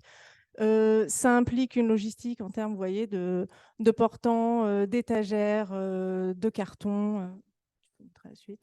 Voilà, parce qu'il y a un petit peu de tout. Il y a de la chaussure, mais là, on ne voit pas les photos, mais il y a aussi des stocks de bijoux, des stocks de chaussettes, des stocks, voilà, ça va. Il y a tous les détails. C'est aussi un lieu de travail en préparation et en tournage. C'est un lieu où on va accueillir des équipes costumes, mais où on va aussi accueillir des équipes de mise en scène qui viendront assister aux essayages. où on va aussi accueillir des comédiens pour des essayages, pour une préparation. Donc, c'est des locaux aussi qui ont besoin d'être adaptés à cet accueil-là et d'apporter un certain confort aussi à leurs utilisateurs. Une ressourcerie de costumes, c'est aussi un endroit où on va créer des ateliers, puisque l'idée, c'est bien sûr de recycler, réparer, retravailler les pièces qu'on aura pu récupérer, pas pu racheter, avec ou de la fabrication pour des nouveaux costumes. Encore une fois, l'idée, c'est de réutiliser des tissus, des choses qui étaient destinées à la benne ou qui sont plus utilisées en fin de tournage.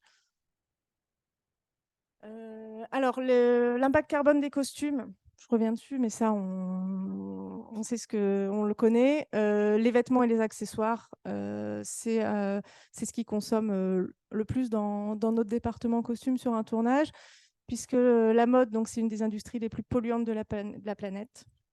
4 milliards de tonnes d'équivalent CO2 par an, sachant que l'audiovisuel et le cinéma, c'est encore une autre industrie des plus polluantes. Donc, on a le combo des deux. Donc, il faut qu'on fasse quelque chose pour réduire cet impact. Les budgets costumes étant de plus en plus serrés, les temps de prépa raccourcis, c'est vrai que souvent, on se retrouve à devoir aller acheter en fast fashion tout un stock vite fait chez Primark, chez H&M, voilà, tout un tas de vêtements pas du tout éco-responsables. Qu'on n'a pas le temps de recycler forcément après le tournage. Donc tout ça, ça a un impact environnemental désastreux. Si on propose aux professionnels un lieu où, quand ils ont besoin de quelque chose, ils peuvent le trouver en seconde main, le louer et ensuite le réutiliser, c'est quelque chose de vertueux. Ce qui a un gros impact écologique aussi dans notre département, c'est le matériel d'entretien des costumes, puisqu'on utilise des produits, on utilise des lessives, on utilise du détachant, on utilise des produits pour patiner les costumes, on utilise des housses en plastique. Tout ce qu'on utilise est en plastique en fait. Les housses sont en plastique, les sacs accessoires sont en plastique, on utilise des grands sacs Tati pour stocker les costumes, les séparateurs sont en plastique et on lave beaucoup. Machine à laver, sèche-linge. Donc ça, c'est quelque chose qui a un gros impact. Et on se déplace beaucoup puisqu'on fait du shopping. Quand on fait du shopping, on se déplace avec un véhicule, on déplace des costumes en véhicule, on fait des retours. Quand les tournages partent en région ou viennent de l'étranger, ils déplacent souvent leur stock costumes en avion, en camion. Et on utilise beaucoup aussi les commandes à distance. Donc ça implique aussi un impact carbone qui est assez lourd. Donc, les solutions qu'on essaye d'apporter pour pallier à cet impact, c'est la réutilisation. Donc, avec ce projet de racheter ou récupérer les vêtements et accessoires après les tournages. Nous, ce qu'on veut proposer dans le projet, c'est également un service de collecte, puisque il y a déjà pas mal de ressourceries, souvent en déco ou en costume, qui ont essayé de mettre ça en place. Une des contraintes auxquelles elles se heurtent, c'est la collecte des stocks en fin de tournage, où on n'a pas forcément, enfin les professionnels, les prods n'ont pas forcément le temps de trier, de ranger, d'apporter une ressourcerie. Nous, on veut proposer ce service. On vient sur place avec un camion, récupérer le stock et on se charge, nous, ensuite de faire le tri.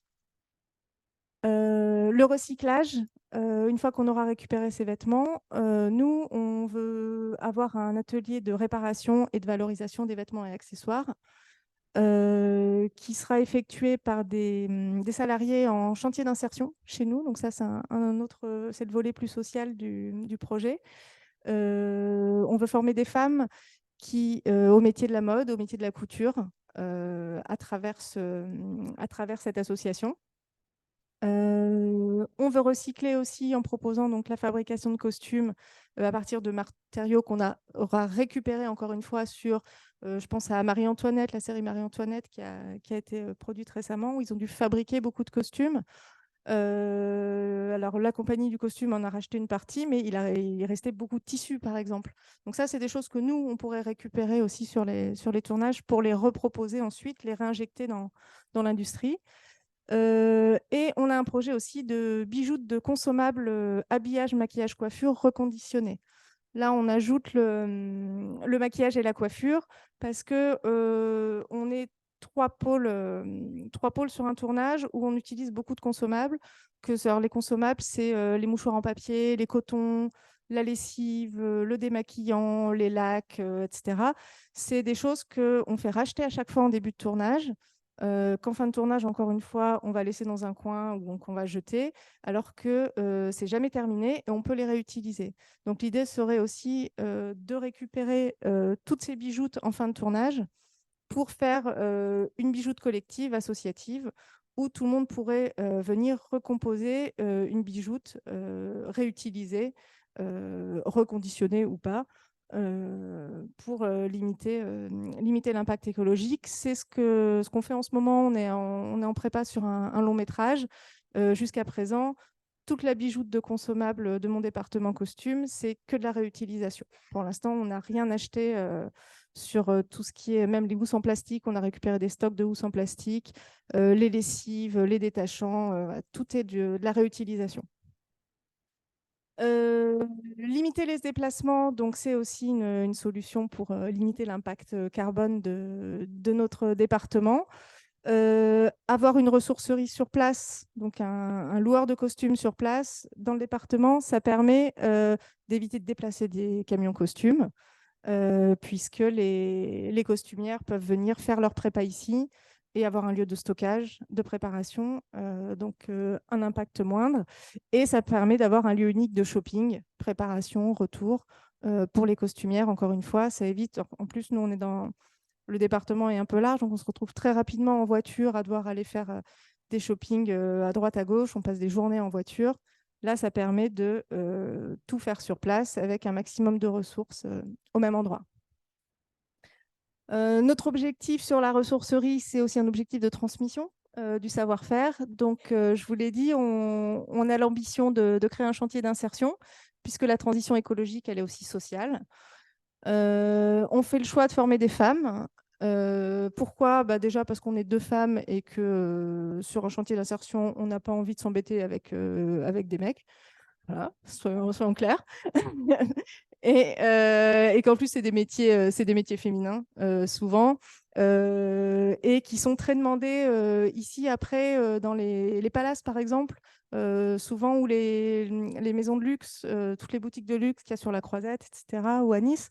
On demande des services de retoucheuses, on demande des femmes qui soient formées, des femmes qui puissent aller en chambre dans les hôtels pour faire des retouches quand il y a le Festival de Cannes, etc. Donc, il y a une destination, pas uniquement former des gens qui sont destinés à travailler dans le cinéma, mais vraiment dans tous les métiers de la couture et du costume. On voudrait aussi former les professionnels, proposer, quitte à avoir un lieu avec aussi des ressources matérielles, faire des formations conventionnées, des formations spéciales, des formations courtes pour les professionnels du HMC, et aussi professionnels de nos départements, donc habillage, maquillage, coiffure, dans la transition éco-responsable. Donc en lien avec EcoProd, en lien avec notre expérience, en lien avec la région, pour les accompagner aussi dans la mise en place pratique des conseils qu'on peut trouver dans les fiches d'EcoProd.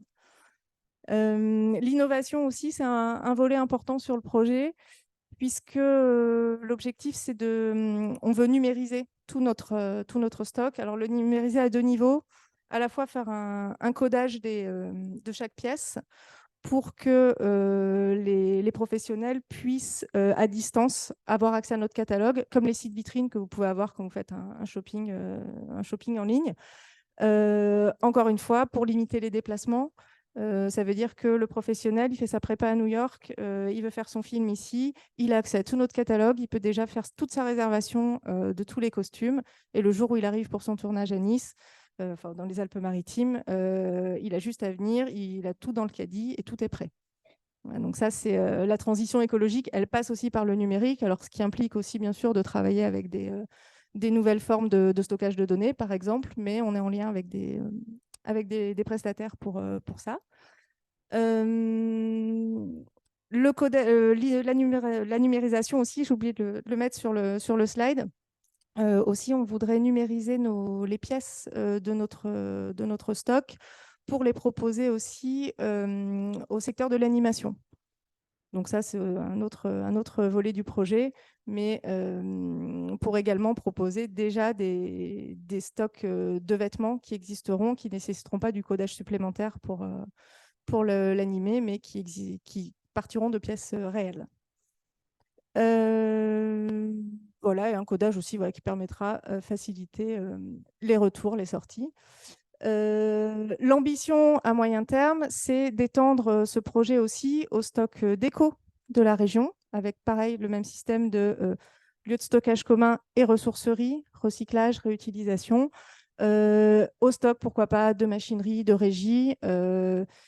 L'idéal serait de créer un pôle collectif où on puisse tous être au même endroit. Après, ça dépendra des financements qu'on trouve chacun de notre côté, des locaux qu'on trouve, voir si on fait ça uniquement à l'échelle du costume ou si on peut tout de suite le faire à l'échelle de tous les départements, sachant qu'on est quand même beaucoup d'adhérents de la RTS à essayer de mettre en place la mutualisation de nos stocks dans nos départements respectifs. Donc, nos besoins pour l'instant, donc on a besoin de locaux. Donc, surtout, on a besoin de financement, mais on a besoin de locaux. Des locaux, on a besoin de 250 mètres carrés minimum, sachant que 500 serait l'idéal. D'expérience par rapport au retour d'expérience des autres structures qui existent déjà sur ce modèle. Elles ont commencé à 500 mètres carrés et là, le collectif Costume, par exemple, à Paris, qui existe depuis 2019, là, ils en sont à 800, ils sont à l'étroit. Donc, parce que ça gonfle très vite, puisque quand même, encore une fois, l'industrie du cinéma utilise beaucoup de vêtements, beaucoup de costumes, donc ça va très, très vite de récupérer des stocks. On va être en recherche de financement, bien sûr, puisqu'il y a un investissement de départ qu'on est en train d'estimer, mais qui est quand même assez lourd, puisqu'il nous faut du matériel. Il faut aménager les locaux, il faut pouvoir payer les loyers, sauf si on trouve une commune qui nous met à disposition des locaux à moindre coût. On travaille sur les statuts de l'association aussi, en ce moment, parce qu'on n'a pas encore créé la structure.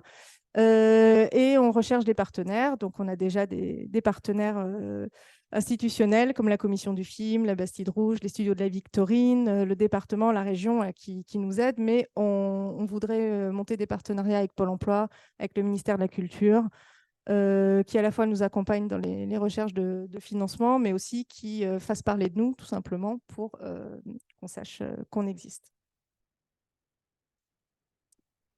Voilà, et l'objectif, oui, pardon, c'est aussi construire le cinéma de demain, mais en accord avec nos engagements socio-environnementaux, puisque c'est aussi le thème de la soirée. Merci Tiffaine. On va clôturer la séance avec Sonia. Elle va nous faire un petit résumé. C'est encore moi.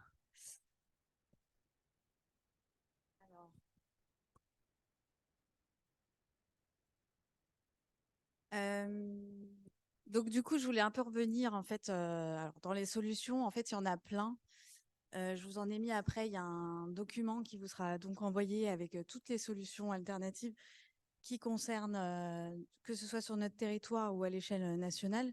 Donc c'est tout un travail de recherche, d'aide avec des retours d'expérience comme le bilan par exemple de Simon. Ça, c'est des bilans quand on est dans une démarche comme ça, les bilans vraiment permettent en fait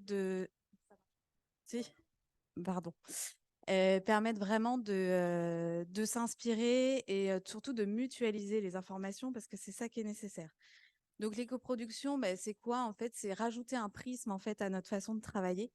C'est repenser une nouvelle méthode de travail. Enfin, une nouvelle méthode de travail, c'est juste rajouter donc cet esprit en s'inspirant du coup, par exemple, des 5 R qui est dans le déchet qui est beaucoup utilisé. Donc, c'est repenser, réduire, réutiliser, recycler et respecter les nouvelles normes qui nous sont demandées.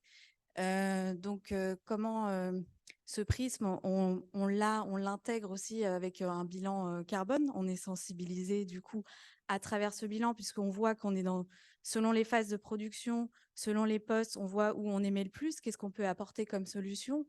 Les solutions, elles sont dans dans les transports, dans la mobilité douce, dans le covoiturage, dans les véhicules électriques, peu importe le débat autour de l'électrique. En tout cas, du moins pour des questions de santé publique, c'est quand même quelque chose d'important dans nos villes. Donc ça, c'est aussi créer des partenariats, par exemple avec des VTC électriques. Il y a Marcel, par exemple, qui est dans le département, qui est à Nice, à Cannes et à Antibes. Sur tous les déchets, il y a toutes sortes, en fait, pour tout recycler, en fait, si on veut, enfin tout. On a les batteries pour les recycler, les ampoules. Les biodéchets, on a des prestataires aussi pour ça. Alors à Paris, il y a aussi des prestataires et j'espère que ça viendra dans la région. C'est un prestataire qui s'appelle Fin de Déchets et qui permet de récolter en fait tous les déchets des tournages et du coup de les valoriser à tout niveau. C'est-à-dire que vraiment, c'est les tissus, c'est les biodéchets, c'est le plastique, c'est le verre, enfin tout. Il y a aussi dans ce prisme intégré l'éco-conception. L'éco-conception, c'est quoi? C'est à travers les décors. Donc, il y a le collectif Éco-Déco qui travaille beaucoup en développement, sur revenir aux feuilles de décor standards pour pouvoir les réutiliser en fait quasiment à l'infini. C'est revaloriser ces décors, faire appel à la réserve des arts à Marseille, c'est s'inspirer du réseau RESAC, c'est tout le réseau des ressourceries artistiques et culturelles. Il y a Artstock aussi qui est en Occitanie, qui au même prix que l'Aben vient chercher les décors, les revalorise, les réutilise, en fait même des objets après pour être destinés à une éco-boutique. Donc, en fait, quand on pense dans notre industrie, c'est vrai qu'on est une industrie du prototype, donc c'est-à-dire qu'on crée presque pour consommer et jeter. Donc, il y a tout un travail, une autre manière de repenser qui peut être complètement revalorisée. Et tout ça dans une démarche qui peut être complètement vertueuse, à laquelle on peut se sentir utile et retrouver du sens aussi. Dans les achats responsables, donc qu'est-ce qu'on appelle achat responsable? C'est faire des partenariats avec des marques éco-responsables. En fait, utiliser des labels qui sont du coup pour le papier recyclé, enfin pour le choix des peintures, des choses biosourcées. Dans l'alimentation également, c'est prendre soin de nous aussi dans la santé, c'est privilégier l'alimentation locale, durable, responsable. Et aussi, donc il y a le secteur aussi de l'énergie et de la lumière, donc l'énergie maîtrisée. Qu'est-ce que ça veut dire l'énergie? C'est s'inspirer des groupes électrogènes qui arrivent sur le marché divers. Là, je sais qu'il y a Panavision et Panalux qui créent des groupes électriques qui s'appellent de la famille Hygiène. Donc des machines qui, du coup, d'ici l'année prochaine, je pense, enfin, vont être de plus en plus intégrées sur les tournages. Il y a aussi la solution Powerbank, donc qui est de PES Énergie, qui est made in Marseille, donc qui est déjà utilisé sur les tournages et notamment aux tables régies pour justement compenser. Et aussi, ce que je voulais dire par rapport à ça, donc dans ce prisme, il y a aussi le fond et la forme. Donc la forme, c'est nous, en tant que techniciens, d'y apporter du coup ce prisme-là. Et dans le fond aussi, dans notre secteur, on est porteur beaucoup de messages. On a un impact très fort dans les nouveaux imaginaires et dans le scénario, c'est d'intégrer aussi cette notion-là. Tout ça, c'est des travaux d'écriture et de réalisation artistique qui ouvrent. Enfin, moi, personnellement, je le vois pas comme une contrainte, comme beaucoup. Je le vois vraiment comme un champ des possibles et quelque chose de vraiment très positif qui ouvre en fait vraiment beaucoup de possibilités. Ce que je voulais donc bon, on vous a déjà montré en fait ce que c'était un bilan carbone. Donc là, c'est une typologie d'un court-métrage. Et dans les émissions par poste, là par exemple, ce qu'on peut voir, c'est l'allocation du matériel qui émet le plus. Il y avait les groupes électrogènes puisqu'on était donc en milieu naturel. Je voudrais revenir parce qu'ici, comme l'a souligné Yamina, on est dans 50% de notre est protégée, notre région est protégée. Est-ce que tu peux mettre juste le slide sur voilà, sur les milieux naturels? Donc, comme a parlé Alissa, c'est du coup le guide qui va être lancé de pratique de tournage en milieu naturel. Donc, c'est quand on est face à ce genre de lieu, de décor, c'est se poser les bonnes questions, se renseigner d'abord auprès des interlocuteurs, c'est limiter son impact, c'est par exemple avoir une équipe réduite, c'est délimiter des zones où on marche, de balisage, c'est, enfin voilà, il y a plein, en fait, il y a plein de solutions si on cherche et on creuse, qui sont des solutions alternatives qui ne seront pas forcément des contraintes.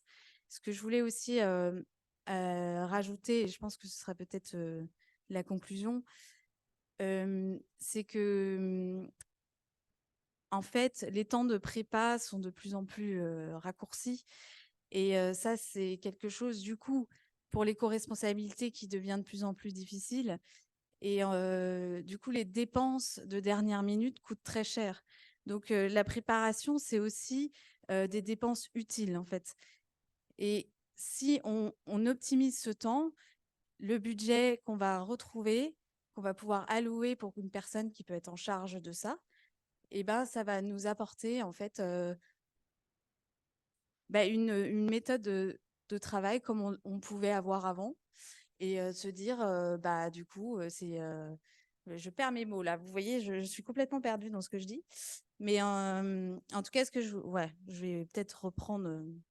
Donc voilà, en tant qu'assistante réelle, en fait, j'ai un rapport au temps qui est quand même, on le sait tous, constant. Donc, c'est vraiment laisser la place au temps parce qu'on ne peut pas imposer cette démarche à une personne, par exemple, à une chef costumière ou un chef déco, de lui demander de faire un travail de recherche, de réemploi, de chiner, sans lui accorder, sans lui laisser ce temps de prépa nécessaire.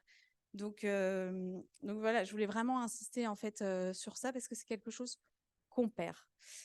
Sinon, je voulais aussi parler.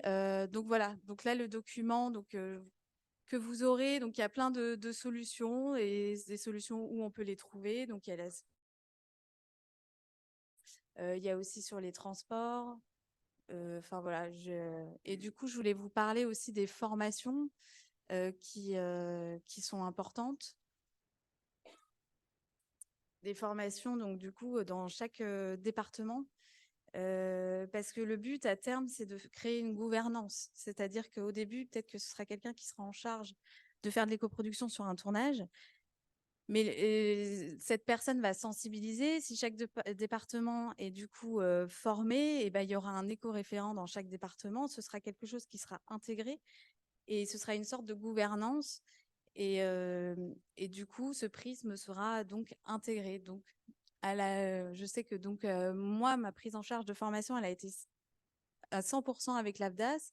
En plus, ce que je tenais à rajouter, c'est que c'est une bourse à part, donc ça grignote pas dans le capital de notre formation. Donc, c'est-à-dire qu'il n'y a même pas de délai de carence. Donc, on peut enchaîner les formations si on veut. Si on a une formation, je ne sais pas, sur un logiciel, ben, on peut tout à fait après faire la formation sur le cycle de transition. Il n'y aura pas de délai. Ce sera quand même pris en charge.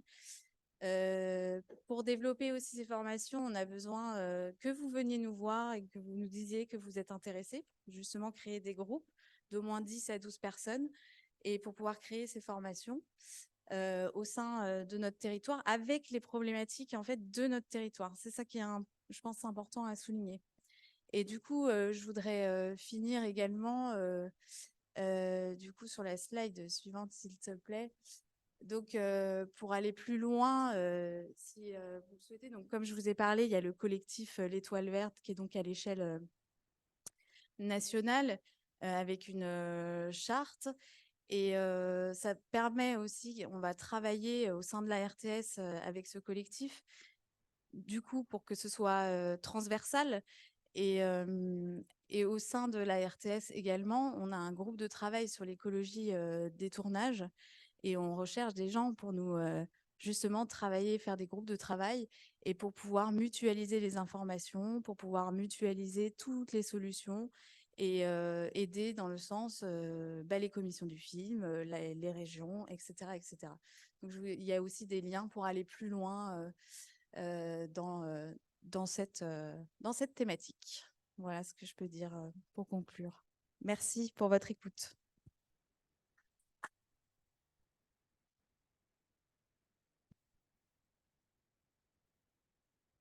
Est-ce qu'on a le temps de quelques questions-réponses? Je ne sais pas, dans la salle, s'il y a des questions, des suggestions, des idées.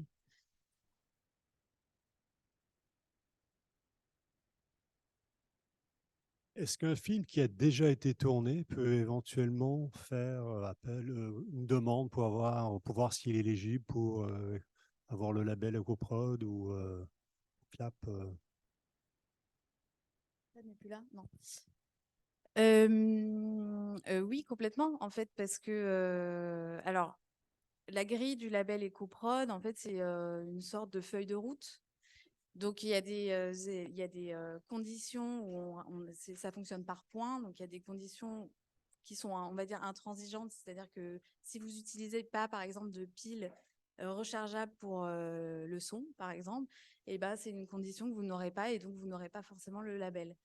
Donc après, bien évidemment, on peut regarder et voir, même si le film est déjà fait, voir justement, c'est tout à fait faisable puisque c'est en accès libre du coup sur leur site. Voilà.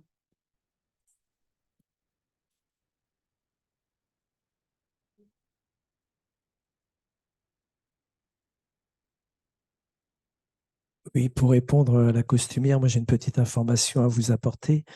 Je crois qu'un vêtement ressourcé est vraiment très important. Il faut savoir que c'est au premier lavage que la pollution est la plus importante. Donc, pour pouvoir alléger l'impact sur les stations sanitaires, eh bien voilà, il vaut mieux se servir de vêtements ressourcés. Et puis autre chose aussi sur les mots compensation et puis adaptation. Donc adaptation, ça c'est, je pense, à voir par rapport à un modèle sociétal nouveau. Et puis concernant les compensations, moi j'aime bien aussi le mot réduction. Donc vous en avez montré une manière de pouvoir réduire un petit peu tous ces impacts sur notre environnement. Et puis il y a aussi bien entendu la notion de plaisir. Et je pense que le plaisir, même si quand on est autour d'une table, par exemple, on aime bien manger, on peut aussi avoir du plaisir à manger moins et en même temps se dire, bah, c'est chouette pour notre environnement. Voilà, je n'avais pas de questions spécifiques à vous poser, mais une petite information à vous apporter.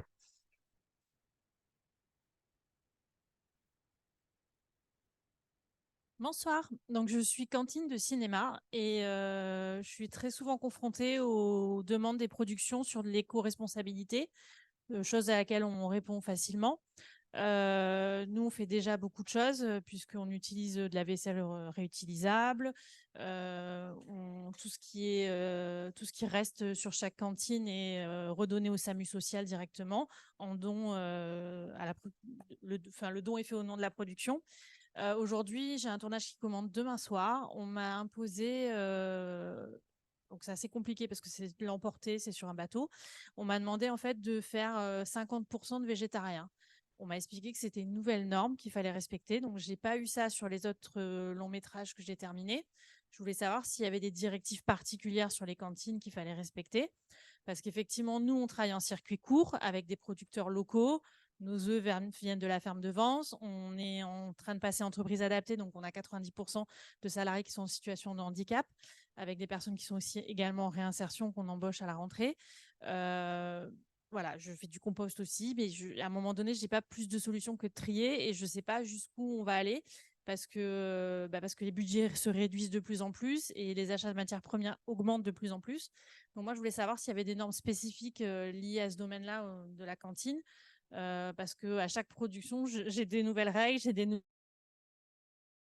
voilà. La question n'est pas facile. Alors, en fait, il y a pas sur les tournages, il n'y a pas de normes encore établies. Enfin, du coup, on l'a vu. L'éco-conditionnalité, par exemple, c'est que le bilan carbone. Après, c'est des demandes en fait qui viennent des diffuseurs pour rendre quelque chose.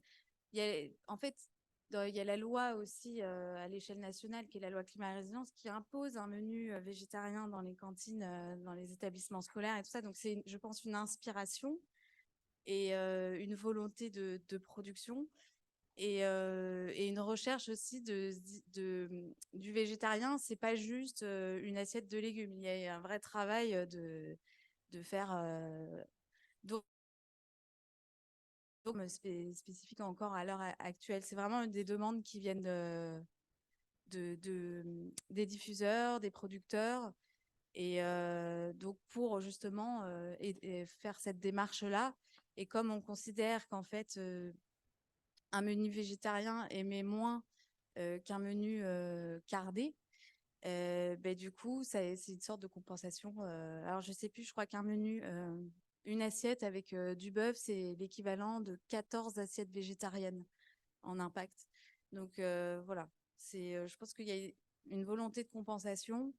Et donc, c'est là où aussi il y a aussi un échange avec les prestataires à avoir en amont pour dire, voilà, toi, comment tu vois, quels sont tes freins, quels sont tes leviers justement par rapport à ça, comment on peut t'aider aussi. Donc, c'est facile pour une production de dire, fais ça, mais c'est vrai que une personne qui est en charge, c'est toujours mieux pour accompagner, parce que pareil, pour le tri des biodéchets, faut faire appel à des prestataires, faut faire des signalétiques, parce que le compost, à partir du moment où on y met une peau de banane, elle est plus, enfin ça marche plus. Donc tout ça, c'est comme c'est le début et tout ça est encore un peu brouillon, et ben on teste et on voit. Enfin, voilà, la communication, je pense, est importante, et comme c'est au début, on voit ce qui est possible ou pas. Après, je sais pas toi, Simon, sur ton tournage, vous aviez un menu végétarien par semaine ou ce qui avait été imposé? On avait la productrice voulait qu'il y ait une journée par semaine sans viande. Voilà, c'était imposé à la cantine. Donc la cantine s'adaptait et faisait des préparations vraiment avec comment dire, des choses un peu différentes de ce qu'il fait d'habitude, comme il faisait des burgers, on va dire végétariens avec galettes de pommes de terre à l'intérieur, des trucs un peu. Bon, ils s'adaptaient en fait à ce que la production leur donnait comme consigne, quoi.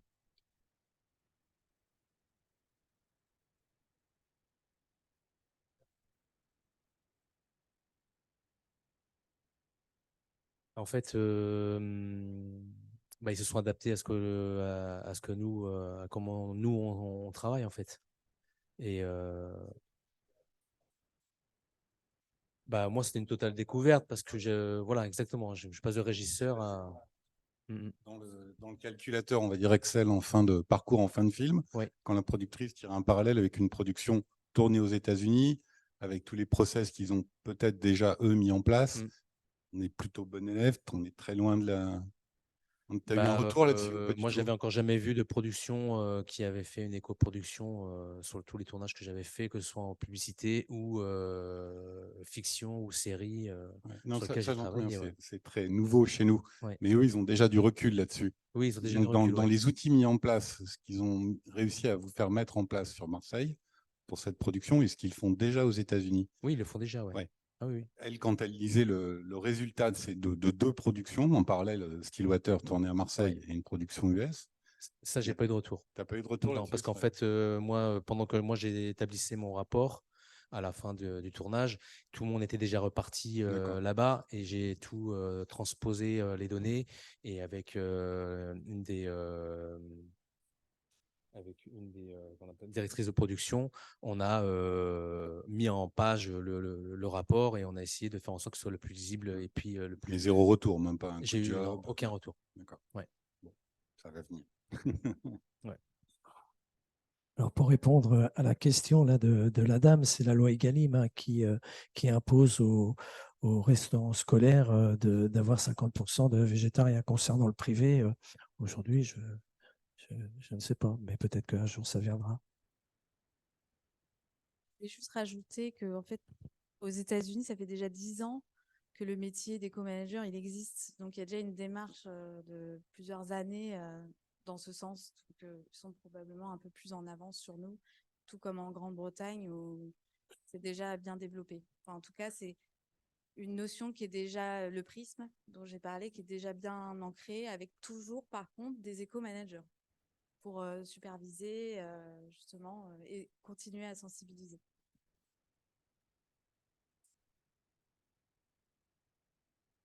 Enfin, visiblement, la partie, dans ce que j'ai vu dans un slide, la grosse partie mauvais élève, on va dire, c'est les déplacements.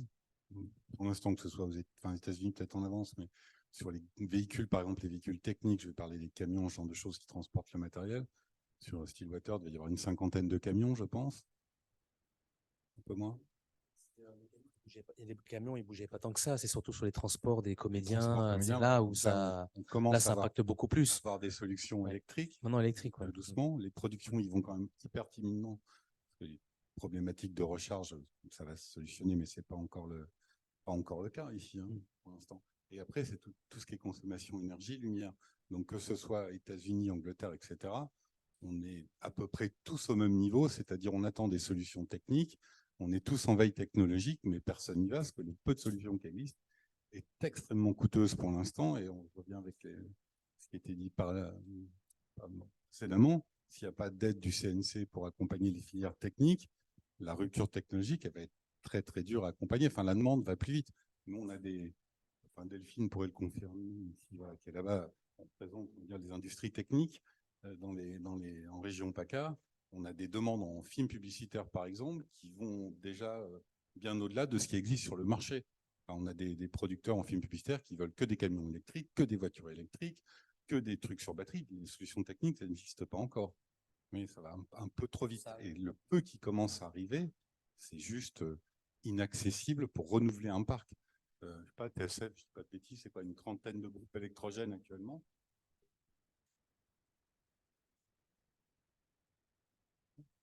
Alors, on a des comptes.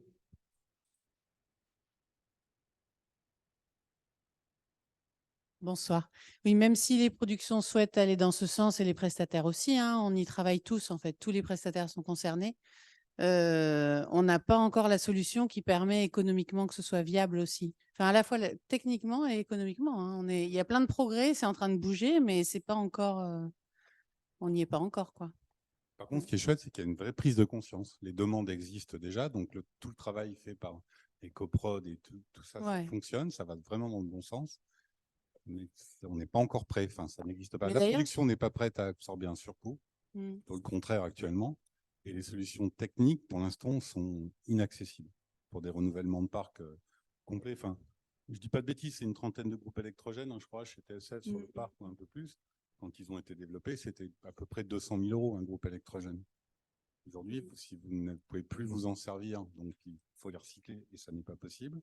Non, puis surtout, un groupe électrogène aujourd'hui, en électrique complètement ou en hydrogène ou quoi, en termes d'investissement, pour avoir un porteur propre et une génératrice propre, c'est plus cher que ce qu'on avait investi à l'époque. Dans les études qu'on a, vous faites les mêmes, hein, on fait le même travail. Oui. On est à 500, 600 000 €, une solution technique qui peut-être demain va y avoir une rupture technologique et elle sera totalement obsolète. Donc tout le monde y va avec beaucoup de prudence pour l'instant. C'était le volet technique. D'autres questions?